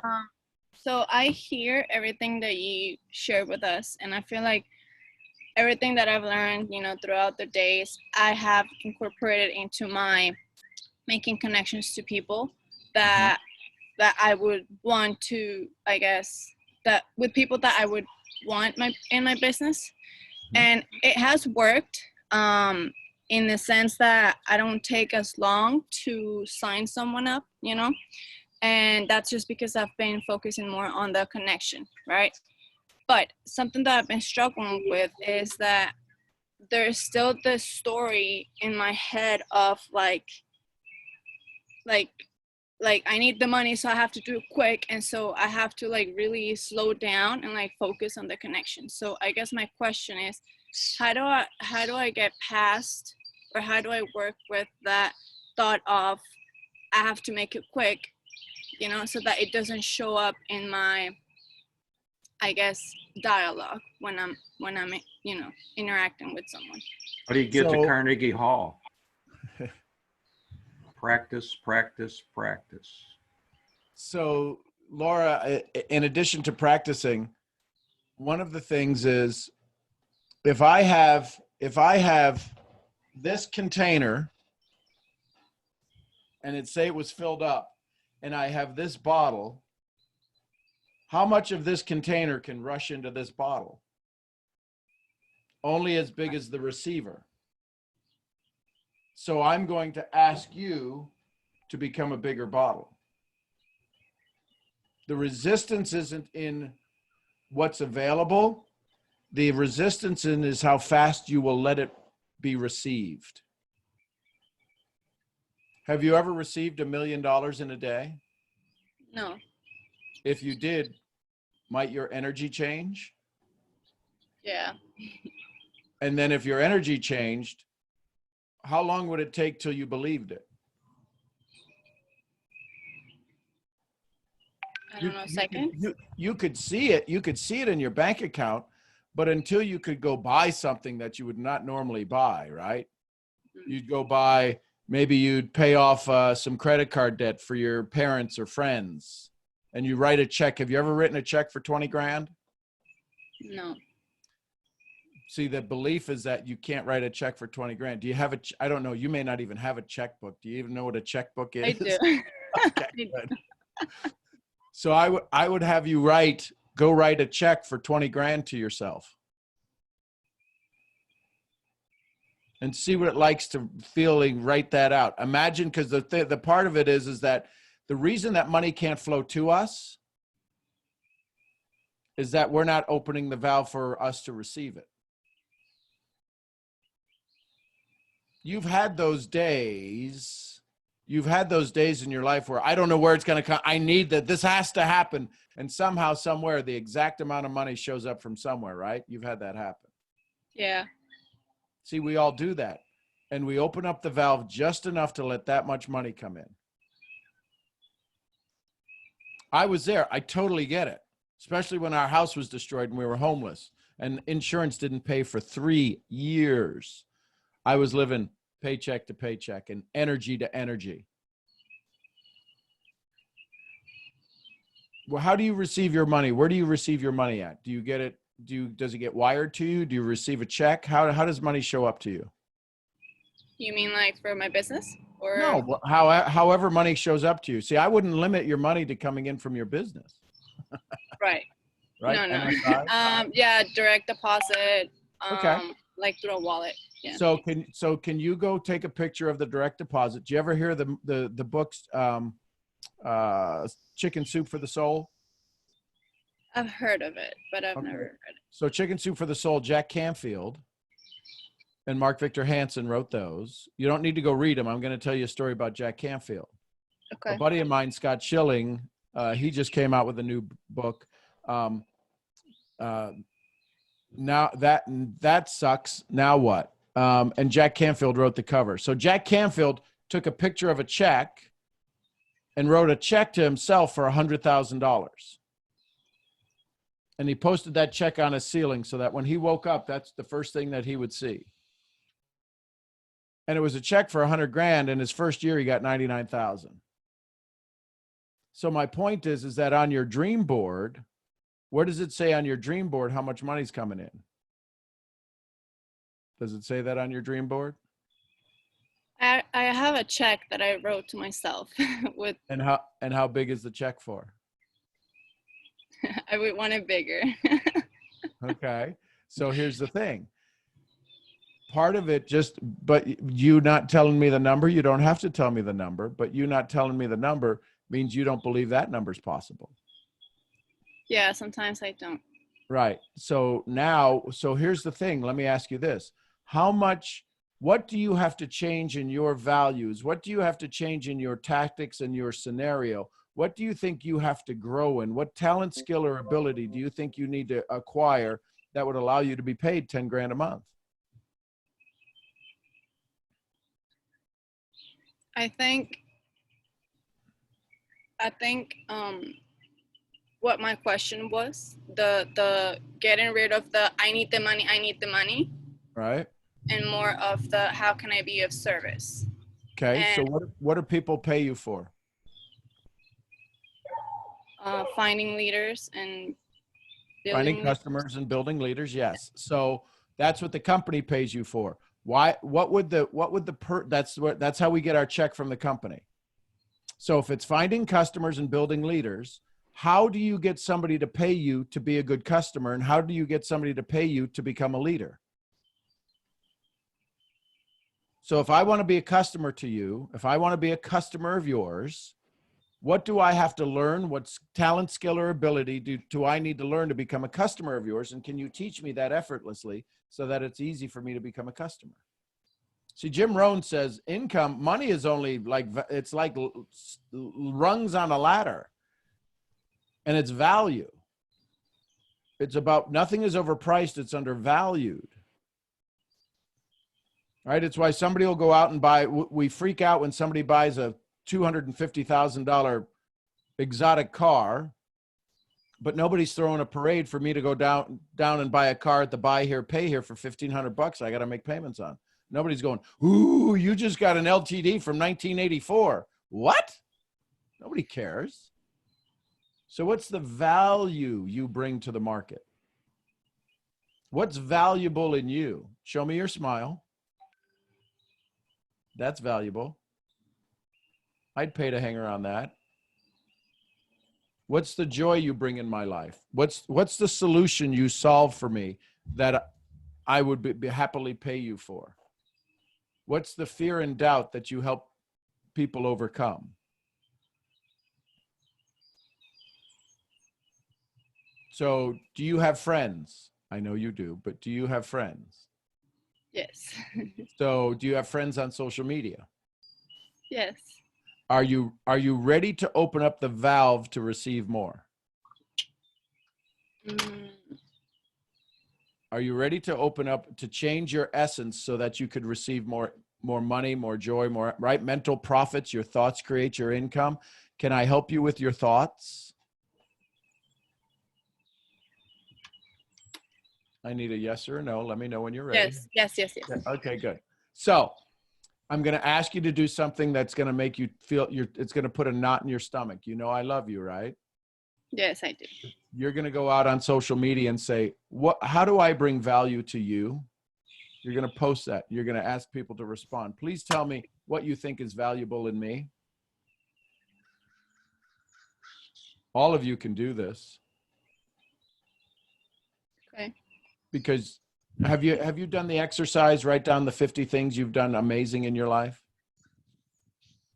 I tried, but I didn't get to. Yeah. Yeah, how did I know the answer to that? So, please finish that list. Please finish that list. This belief isn't about money is not coming to you. It's an essence of you that's not letting it, because if you got it, you would change. You won't change. You'll still be this amazing, beautiful, humble, incredible soul who loves the world. Money's not going to change you. Money will let you be more of what you want. The challenge is everybody says that's not what we don't rate our life by money. And you don't, but you happen to live in a universe right now on this planet where money is the thing. It says in the book, have you read Science of Getting Rich? I have, but I have to reread it again. Yes, reread it again, because in there, in the very first chapter, just read chapter 1 again. Now, I think it's 7, 14, and 4. I think those are the chapters you should read every day. If somebody reads Science of Getting Rich, Bob Proctor's, the 3 chapters you read every day, if you can type that in the chat. I think it's 7, 14, and 4. I think those are the chapters you read daily. But go read chapter 1 again, and it says you have a right to be rich, Laura. And that right to be rich will free you. Yeah, I think it's crazy that you, well, not crazy. I just hear what you're saying because I know, Sean, something within me tells me that like I deserve it, and like what you're saying, like and for some reason the word deserve or being worthy of is something that I have trouble with. Like sometimes I don't feel like I deserve it. So maybe that, and not maybe, like I have this thought of my head where what you said about the check, for example, maybe I don't believe that that's possible because maybe I believe like I don't deserve it. Yep. So I know that's why I feel good when I interact with someone, that if I don't focus on the I need the money, and I focus more on just the essence of the connection, I feel better. And to be honest with you, I feel like I'm doing what I really want to do, or who I really am, instead of just following what like other people in my company tell me to do, because I don't feel like I don't go with, I guess, the way they do certain things. Sure. I understand that. There's 26 letters in the alphabet. You didn't make them. I didn't make them. Everybody's got everything that's borrowed, and how they put them in order, the syntax of how they use them, that's up to them. Yeah. So like Monique says, rather than it be, I need the money, I need the money, I need the money, you get paid to make people smile. Go make them smile. I will. Thank you, Sean. Thank you. I love you. I love you too. Let's go to Las Vegas in the house. Hey, Sharon. Good morning, everybody. Good morning. Gosh, I got off the call yesterday feeling so awesome, right? And then, and I realized a couple of things. There was like one aha moment later in the day when I was beginning to get agitated, but I was paying attention to it. And I was realizing that staying present gives me awareness. It's like, so what is going on here, And there were 2 things that came up for me. One is I have always kind of kept myself, I had to relate to Alex. I've been alone most of my life. I've been married 3 times. I got my track shoes on because my idea of the only way you get out of marriage is to kill yourself like my mother did. So I don't do that. I just leave, and I've married the wrong guys. So, I would do it very differently today. But the other thing is that my sisters are so important to me. And and like, how I said Vicky was my lifeline. And so now I feel like I need to be that lifeline for her, which I don't, and I can't help her. I can't solve her situation or her choices, but it breaks my heart that I can't. And like she was mad at me yesterday because normally we do this exercise thing at 8:30, and I do the 3-way calling because nobody else will take the time to learn how to do a 3-way. And I told them at 7 that I wouldn't be there. Well, she was mad at me because I wouldn't be there, and they ended up not doing the call. And so somebody else took over learning how to do it, which was great. But as the day was wearing on, it was like I was feeling kind of agitated. And I went to Angel's call and learned a ton. And we're starting this weight loss challenge. And I don't know quite how it all happened, but I remember as a little girl, Vicky used to say, "Fatty, fatty, 2x4 can get through the bathroom door." So this is my self-image growing up, right? And when I weighed 110 pounds, I thought I was fat. And I thought, gosh, if I could just lose 10 pounds, then somebody would love me. You know, and then I got to 120. Well, if I just lost 10 pounds, somebody would love me.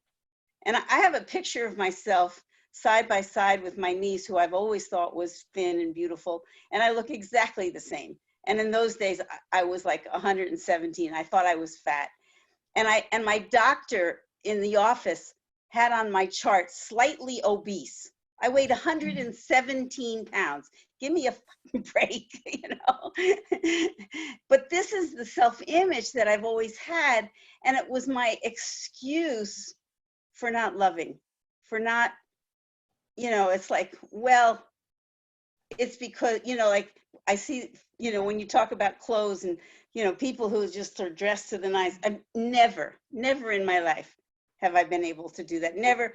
Clothes have always been an issue because I didn't have any, you know, I didn't have any clothes at all until my stepmother I was going to boarding school, and she asked me, what do you need? And I had to laugh because, you know, I had nothing. So she bought me 7 pairs of underpants and 4 pairs of slacks and 7 shirts and 5 sweaters. I can't tell you, it was like Christmas. And then the next year she'd ask me, what do you need? And I would go, how can you answer what I need? I mean, I got more than I've ever had in my whole life, you know. And it wasn't because we didn't have any money, it was because we didn't have any attention, you know. And she made me feel so wrong for that. You know, and like I weighed 120 and she would, or 100, I guess in those days I was about 120, and she wanted me to wear a girdle because it was obscene to see that little butt shaking. And so this image has always been there. And when we're having this weight loss contest, there's this part of me that says, oh, you'll never get back there. And there's another part of me that says, yes, with this team, with these products, I absolutely can master this once and for all. But I feel like it's just too big. It's like how I felt when I got baptized. This is too big. I don't want this, you know. And I realized that was part of what the agitation was yesterday. What if I fail? What if I don't lose the weight? Will I still love myself enough? You know, can I love myself down to get through to the other side of this? Because I know that it doesn't come from self-hatred. I know that I can't do it hating myself or feeling unlovable because I'm fat. And I'm fatter than I, you know, have been in a long time, but I'm not that fat. Give me a break. And I see these women who show their pictures and they are fat and they're still beautiful to me, you know, and I can look at them and see their inner beauty.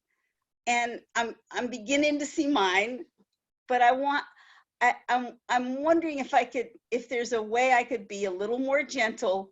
And it feels so stupid to be worrying about this, you know. I mean, like there's just this chatter, but I want to live in that place of joy instead of misery. And I know that the history is the history, but okay. So going forward, how can you love yourself more? And let that melt away in a natural, organic way, you know, and not judge that you got, you know, that you lost 5 pounds and that's where it is, you know, it's a month later, you know, and you're not losing weight every day, you know. It's like, I don't want to go there. And I want to be able, I want to participate. I mean, I didn't finish posting about the contest yesterday until 11:45 at night. And I think, you know, it was probably over for the day, but I posted it anyway. But, you know, anyway, that's where I'm at. So how many times can you say thank you today to people in posts or comments or messages? As many as I give myself time for. Okay, so 100. You asked me to give you how. You asked how. I'm giving you a how. You're not giving me a how answer. So 100. I'm going to suggest you do 150. Okay. Because until you start thanking other people, you can't thank yourself. You're worrying about fixing other people. The only thing you have to fix is a thank you. And nothing else. Just say thank you. Don't give a whole long story or nothing else. Just type thank you. Couple of things will come back.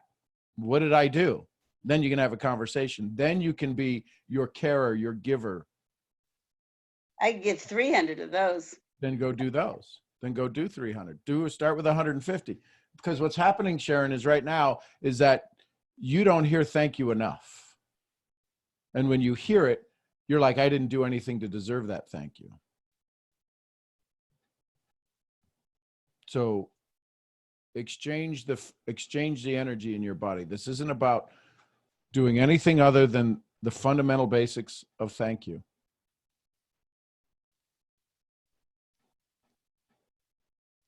And part of your brain with 2 masters and all of this other education and all of this other stuff is saying, well, he's an idiot. I love him. He's a good friend, but it can't be that simple. And in the words of my mentor, I'd say, you're right. I'm rich. Let's move on.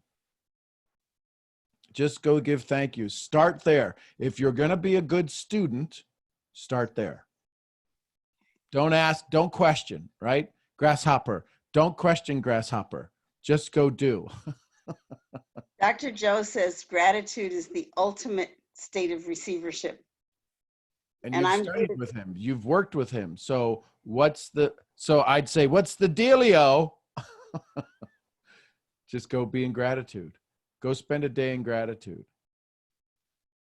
That's fun for me. Yep. And then, but just thank you. That's it. Just thank you. It's a trigger. It's a teaser, right? But just go say thank you as many times as you can say it. Think of the person, thank you. Think of the person, thank you. Think of the person, thank you. Text, copy, paste, copy, paste. Think of the person, thank you. It doesn't have to be that difficult. It's not go make a list of 100 people. Go thank 100 people. You want a list of 100 people like that? Go thank 100 people. They'll be reaching back out to you going, what'd you thank me for?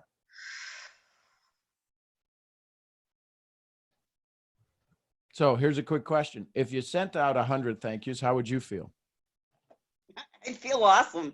If you didn't send out 100 thank yous, how would you feel? I should have done more. Right. So which feeling do you want? That's easy. Yep. So just work towards that feeling. And then when you get to 100, you go, I like this. Do more. Tyrese, I see your hand up, Tyrese.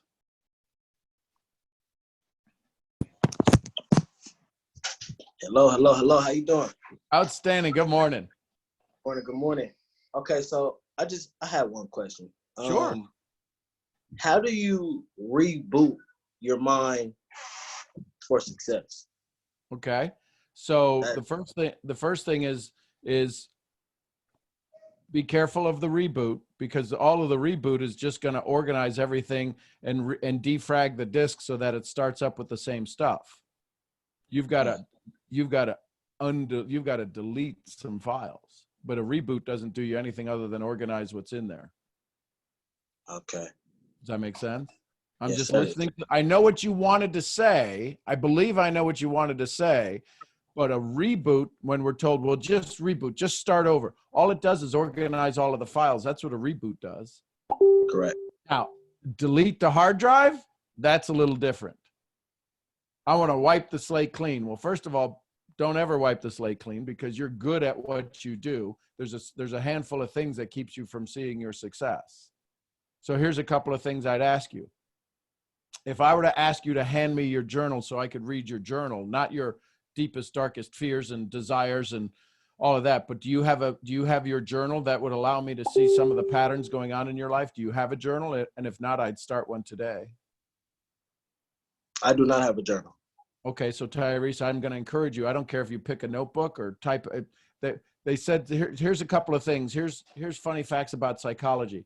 If you write your notes, you have a 50% chance of remembering the notes, a better chance. And if you write it in blue ink,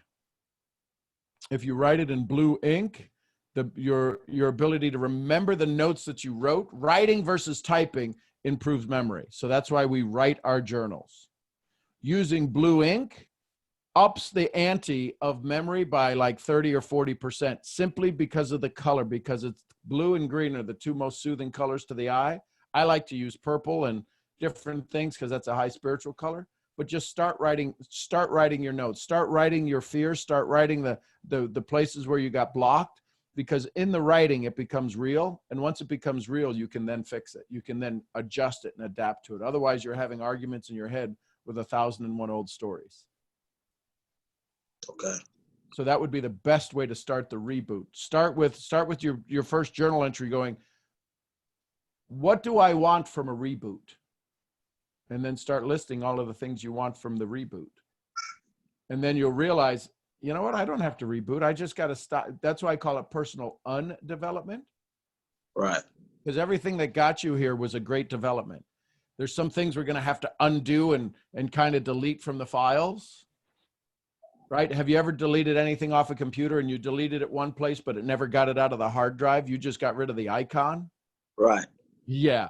Too many of us are working on deleting the icon and we never get it off the hard drive. And that's why we repeat. Okay. Does that help? Yeah, most definitely. I was appreciated. One more question. Sure, go ahead. What good, like, have you ever heard of the book E2? Yes. Okay, would you recommend that book just for like psychology purposes? Well, you could, but the key is that, are you reading it to learn or are you reading it to move your business? I would be reading it to learn. Okay, so if you read it to learn, then yes. Another good book would be Maxwell Maltz Cybernetics. Cybernetics. Right? Another book, Maxwell Maltz and there's the new book of Cybernetics, so you could get that one. The other book I would suggest would be Shad Helmstedter's What to Say When You Talk to Yourself. Okay. That's about self-talk.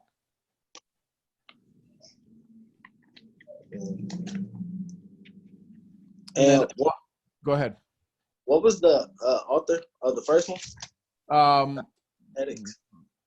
Maxwell Maltz, Cybernetics. Got you. Okay. And what was the third one you were about to say? Science of Getting Rich, Wallace D. Wattles. It was written about the same time as Napoleon Hill. Napoleon Hill is more about the spiritual and the mindset. Wallace talks about the absolute laws of the universe, why it's your right to be rich. Gotcha. Cool. Okay. Appreciate you, Sean. This wasn't one of your first calls, was it? Because I don't recognize the name, but maybe it is. It was. It was? Awesome. Yeah, man. Good to have you here, brother. I had to ask a question. I had to. Love it, man. Yeah. All right, now. Appreciate you. Thank you. Michelle Davis in the house. Our last question for the day, and then I'm got to go to a brunch I'm already late to. But I'm never late. I'm on. I always show up. Good morning. Good morning, Michelle. And I don't have a question. I just want to let you guys know what I learned yesterday. Bigger aha after my breakdown. And I'm on medication to keep me from crying. So me crying yesterday during this was one thing, but I had tears throughout the day. And I felt like it was just continued release. And then the tears came from a different place, and it was freedom. I experienced true freedom yesterday. And everywhere I looked, and there was even a cable guy fixing cable wires yesterday on a pole, and I saw flowers that came from that pot where I buried the shards of glass. Everywhere I looked was flowers. And I thought I understood when you said choose joy or misery. I thought it was just, which I'm a happy-go-lucky person. Everybody wants to know how I stay so happy and positive. So I thought, well, I understand what choosing joy or misery is. I didn't. I did not. Yesterday, when a thought would enter my mind, when I was seeing flowers or would start to cry, I legit now understand that joy or misery. And I just want to tell everyone here, please don't wait. Well, y'all have an opportunity with Sean now that I did not have when I was younger, prior to now.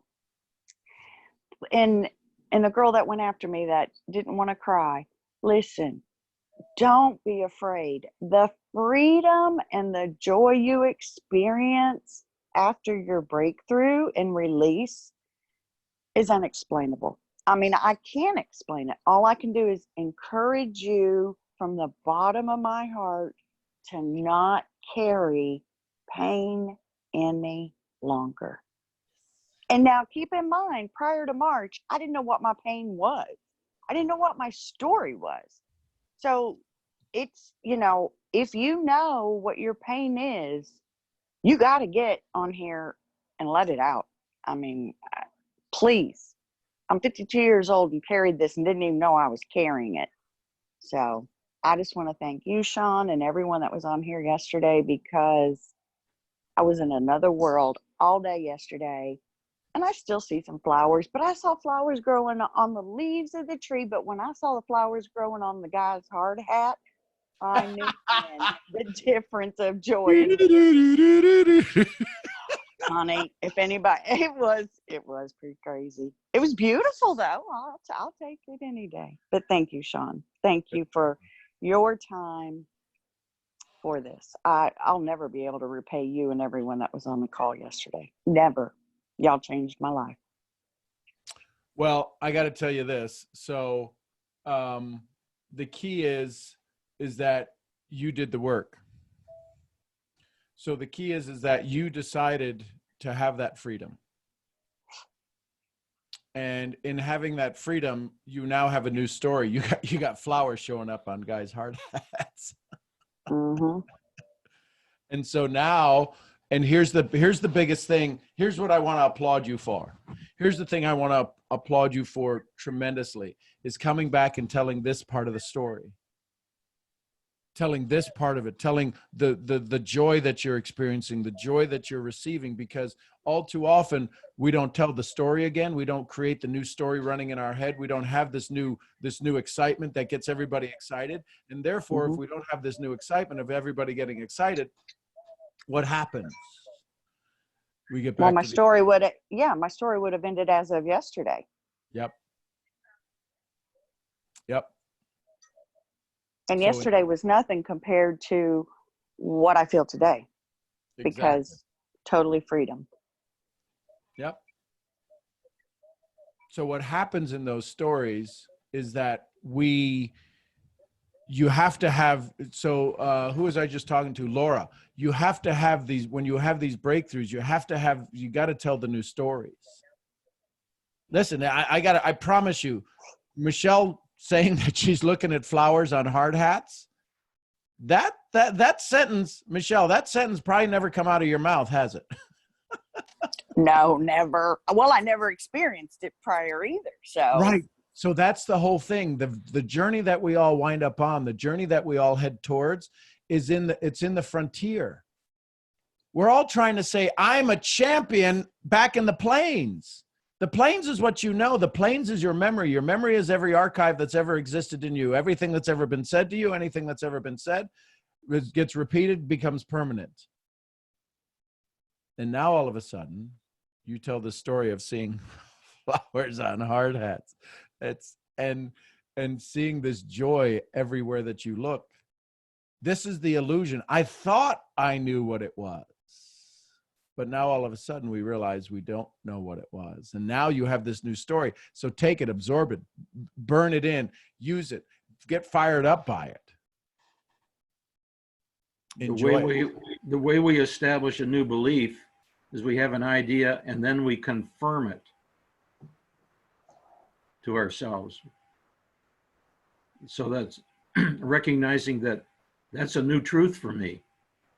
That's a new experience that somehow is true for me. So the more we confirm it, the stronger it gets. Where's Malik? Malik, you had your hand up earlier, girl. I just want to say thank you. And what Bob just said is so true, that I have to remember. When I got off that call, I remembered that I have purpose, and that, you know, whatever I can do, or whatever happened, you know, I was a part of that. And I'm, you know, not only am I worthy, but I was important to that conversation, not in a that was all me, but in a I'm important and I'm essential. And that helps me kind of just remember that that's what I want to give. I want to be a resource to other people, to remind them that they are also worthy, that they are also important, that whatever they have to give is important, that whatever they think, whatever they do is important. And just reminding myself that, and just trying to remind myself that, okay, come on. That's the truth. That's the new story I'm telling myself. So, yeah. So Malik, do me a favor. Yeah. Take a big breath.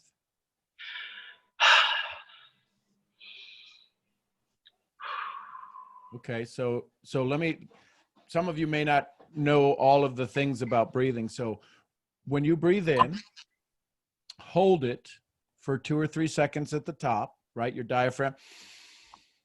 Hold it, because your diaphragm has to shift.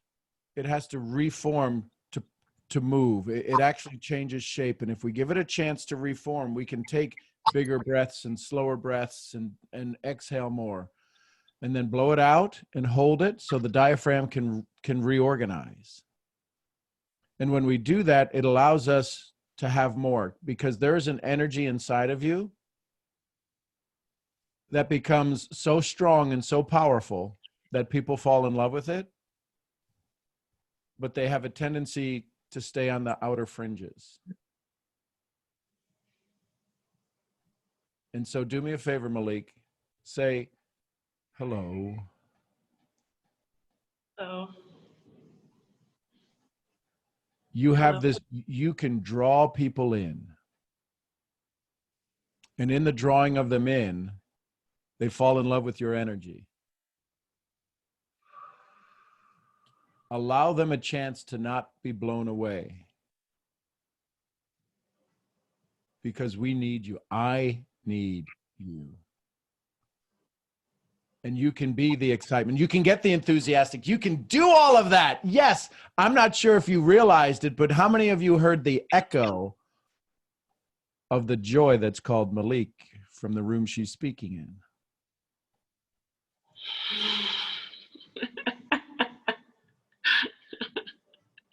We get to hear her twice and sometimes 3 times. So you can have all of that high energy. Give us a chance. Give the world a chance to hear the echoes. Because you make the world a better place.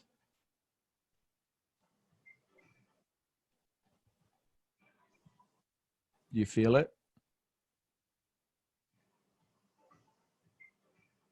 This, and so this is you and me talking now. That fear that you will be forgotten. You can't be forgotten. You're in his hands. You can't be forgotten. But what happens is that people may not forget you, but there's so much they might not remember. I don't want anybody to miss a breath of yours. So as you get excited and as you do that, please do that. Please enjoy that. Let us hear your echoes. Let us join in that smile. Let us fall in that joy that is you. Let us get excited about that. And then you can cause them to absolutely fall head over heels in love with you when you give them a pause. Because now they're doing this. What's next? What's the next joy coming? Does that, any of that make sense? Yeah. Cool.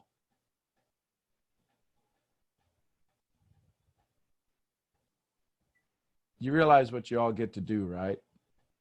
You all get to do this. You don't have to do this. You get to do this. This is the joy that you bring to the world. To have the Maliks and the Jessicas and the Dakayas and the Ralphs and the Shamis and the Bukumis. Watch Bukumi laugh. Watch Bukumi laugh. Here we go. Watch Bukumi laugh. There it is. See, we just get to do this. this is what you bring to the world. This is the place that you've decided to show up for a moment.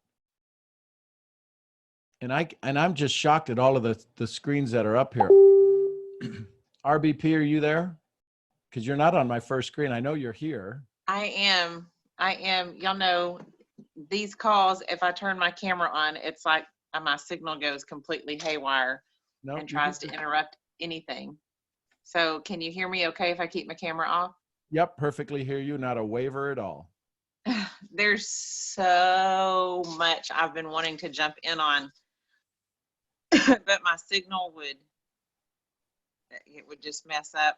And I've got all these notes and all these thoughts, and I feel disconnected because I can't see y'all, or y'all can't see me. And I'm so animated when I talk, and that's how much of my communication is. Okay, I'll But play hopefully, hopefully you can hear my smile and hear how my body is positioned and what it looks like. I connect with each one of y'all. The source, redefining a source, making sure you're looking at the source of you defined. And it goes back to something, ironically, my sister told me, and I've said it on here multiple times. My sister told me in 2000 or 1999, when I was going through a horrible divorce. I was kind of being hunted like an animal, basically. A scary time in my life. And my sister came down and stayed with me, and she'd never stayed with me before, ever. This was the sister that beat me up, made fun of me, publicly humiliated me. All these things that big sisters will do if they want to break you down. And she appeared to be this really strong person. She came in and she said, I'm coming to spend the night with you. And nights were scary because you never knew if the house was going to get broken into, or if I was going to have to get out in the car and go driving to stay safe. You never knew where I was going to have to end up. And so I said, well, enter into my life at your own risk if you want to. And she said, I'm coming down to spend the night. And so she came in, and we're sitting in bed, and I made her sleep with me because I was so scared. And she talked to me and she said, define happiness. Define your source of happiness and define happiness. And stick to it. And I hear everybody on here and some of the struggles you have. I'm emotional because I love y'all so much. And it takes me back to that moment so clearly. When you're sitting here struggling, be thankful for the business that God's brought into your life to create this struggle. Be thankful for the business that's been brought to you that makes you stumble and fall. Because this business is exposing places in your mind and in your heart that God has ready for you to grow through, to grow into and grow through. And this business that seems to be a thorn in your side sometimes, this business that seems to not be able to make the money you want it to make, it's such a greater meaning, and it's such a bigger picture. And if you get anything from some of these calls, when Sean says sit in joy, choose joy, God said, I set before you life and death. Choose life, choose joy. Define what joy looks like to you. And it might be something stark, ravingly different than your quote unquote upline, than your personal family has chosen. If you're young, it's hard to have a different definition of happiness and joy than your parents or your siblings. But define that and stick with it. And if something comes to you and it doesn't sit with that definition, then let it go. If your definition of pure joy and happiness isn't the $10,000, watch that looks like it weighs 700 pounds on your wrist, then don't buy it. If that's not your joy. It's that definition of what joy and what happiness looks like. And you settle into that, and everything else can be filtered away. We watch Sean, and we watch his ability to sit in such pure joy, and we wonder, how does he do that? How in the world does he do that? And I ask him more often, because there's sometimes I throw him curveballs that aren't joyful, because we work so closely together, and he catches them, and he, tosses them to the side and goes, all right, throw me another one. But I sit here and I listen to everybody, and the reoccurring theme is how to find joy and how to remain there. And it takes on all different kinds of stories. If you are so clouded, and I get that way sometimes, if you are so clouded that you've lost your definition of joy for a little bit, sit in gratitude that at least you're thinking about finding joy. So flip the script on that cloudy, I don't know what I'm doing, I don't know where to look. Flip the script and go, you know what? Every time I feel that cloudy, every time I feel that oppression, every time I feel that weight, every time I hear that I don't know what to do, flip the script on that and go, you know what? Every time I have that, that is a reminder that I have an opportunity to sit in gratitude right now. And it takes that pain that you're feeling, and it does exactly what Sean does when I throw him that curveball. He catches it in that catcher's mitt, and you catch that pain in that catcher's mitt, and you just gently open your glove and let it roll out onto the grass. And you get to sit there and go, I caught that. Now I get to be thankful that I did. You don't have to dissect the pain. You don't have to wonder where the pain came from. You don't have to wonder what story is playing to make the pain. You simply get to take the pain and go, thank you for reminding me to sit in gratitude. And what is crazy is, as you do that, as you flip the script, as you grab that pain, as you grab that frustration or whatever adjective you want to put on it that's uncomfortable, that uncomfortableness, as you catch it and grab it, and you turn it into, oh, that's a red flag for gratitude. You will sift through the things that line up with your joy and that don't easier, because you'll change how you're looking at it, you'll change your perspective, and you'll change the vibration around you, and you will begin then to attract the thoughts that line up with your joy and gratitude. And it really is that simple. I sat out on my patio. I wish I could sit out there right now, but my allergies I'll turn into a sneezing fit. I sat out on my patio probably about this time last year, and I was just thinking and praying. And I asked God, why has it got to be so hard? Why does sometimes it have to feel so heavy and so hard? And he said, there's really one thing, all I need you to do. You love me. I know you love me. I said, oh yeah, absolutely. I love you. He said, I need you to do one thing and it'll clear everything up. I said, what's that? He said, be thankful. Just be thankful. And he said, and when things around you can't find the light, be thankful that maybe it's dark enough for you to close your eyes and just take a rest. I'm like, oh my gosh. He said, sit in my thankfulness and my gratitude, and I'm right there with you. And it's crazy because I get on these phone calls with Sean. I know it's that easy, and it takes 979 hours or so of him, gently beating me in the head. I finally go, oh, it's gratitude. And then God's going, I told you that a year ago. Yeah. And then Sean has to exhale. And it's like, oh, come on. And it's that easy. But we feel like we have to make it hard, because if it was that easy, then all of our struggles would be in vain. So we feel like we gotta hold this really hard row, get all the weeds out and all this kind of stuff. And God's going, you don't even really have to be over there. You just sit in gratitude. I'll grow it all for you. So I'm listening to y'all. I'm kind of at a paradigm shift with some other things in my thought process. And if you can walk on the journey with me of sitting in gratitude,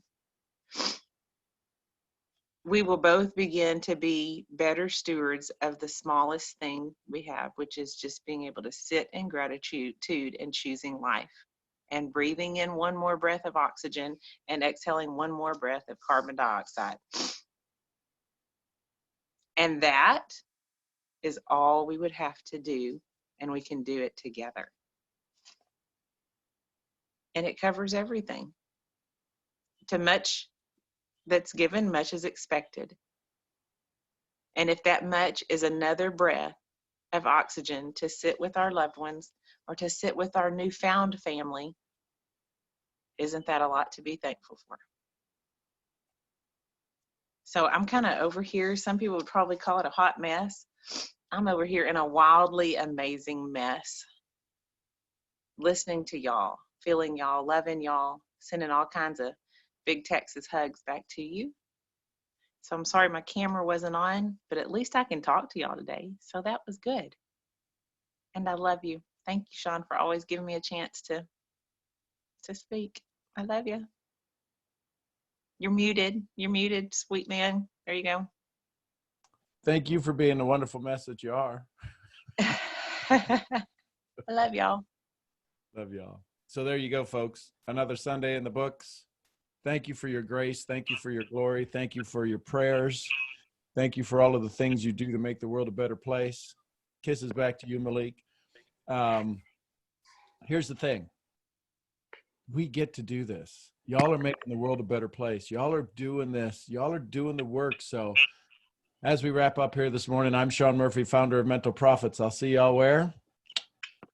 At the next event. Y'all send some love to each other. I love y'all. You guys have a great Sunday. You guys. I love y'all. Very much. Thank you. RC in the house. Love you. Have a great day, guys. God bless. Have an amazing day. God bless everybody. Everybody. Have a great Sunday.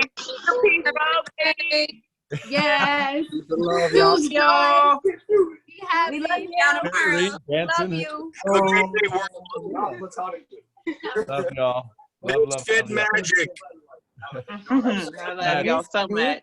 There's the Kogan. Hug to the Kogans. Love the Kogans. See you in a minute. Heading your way. Hey, Sean, what was See you that in a book? minute. Headed your way. That's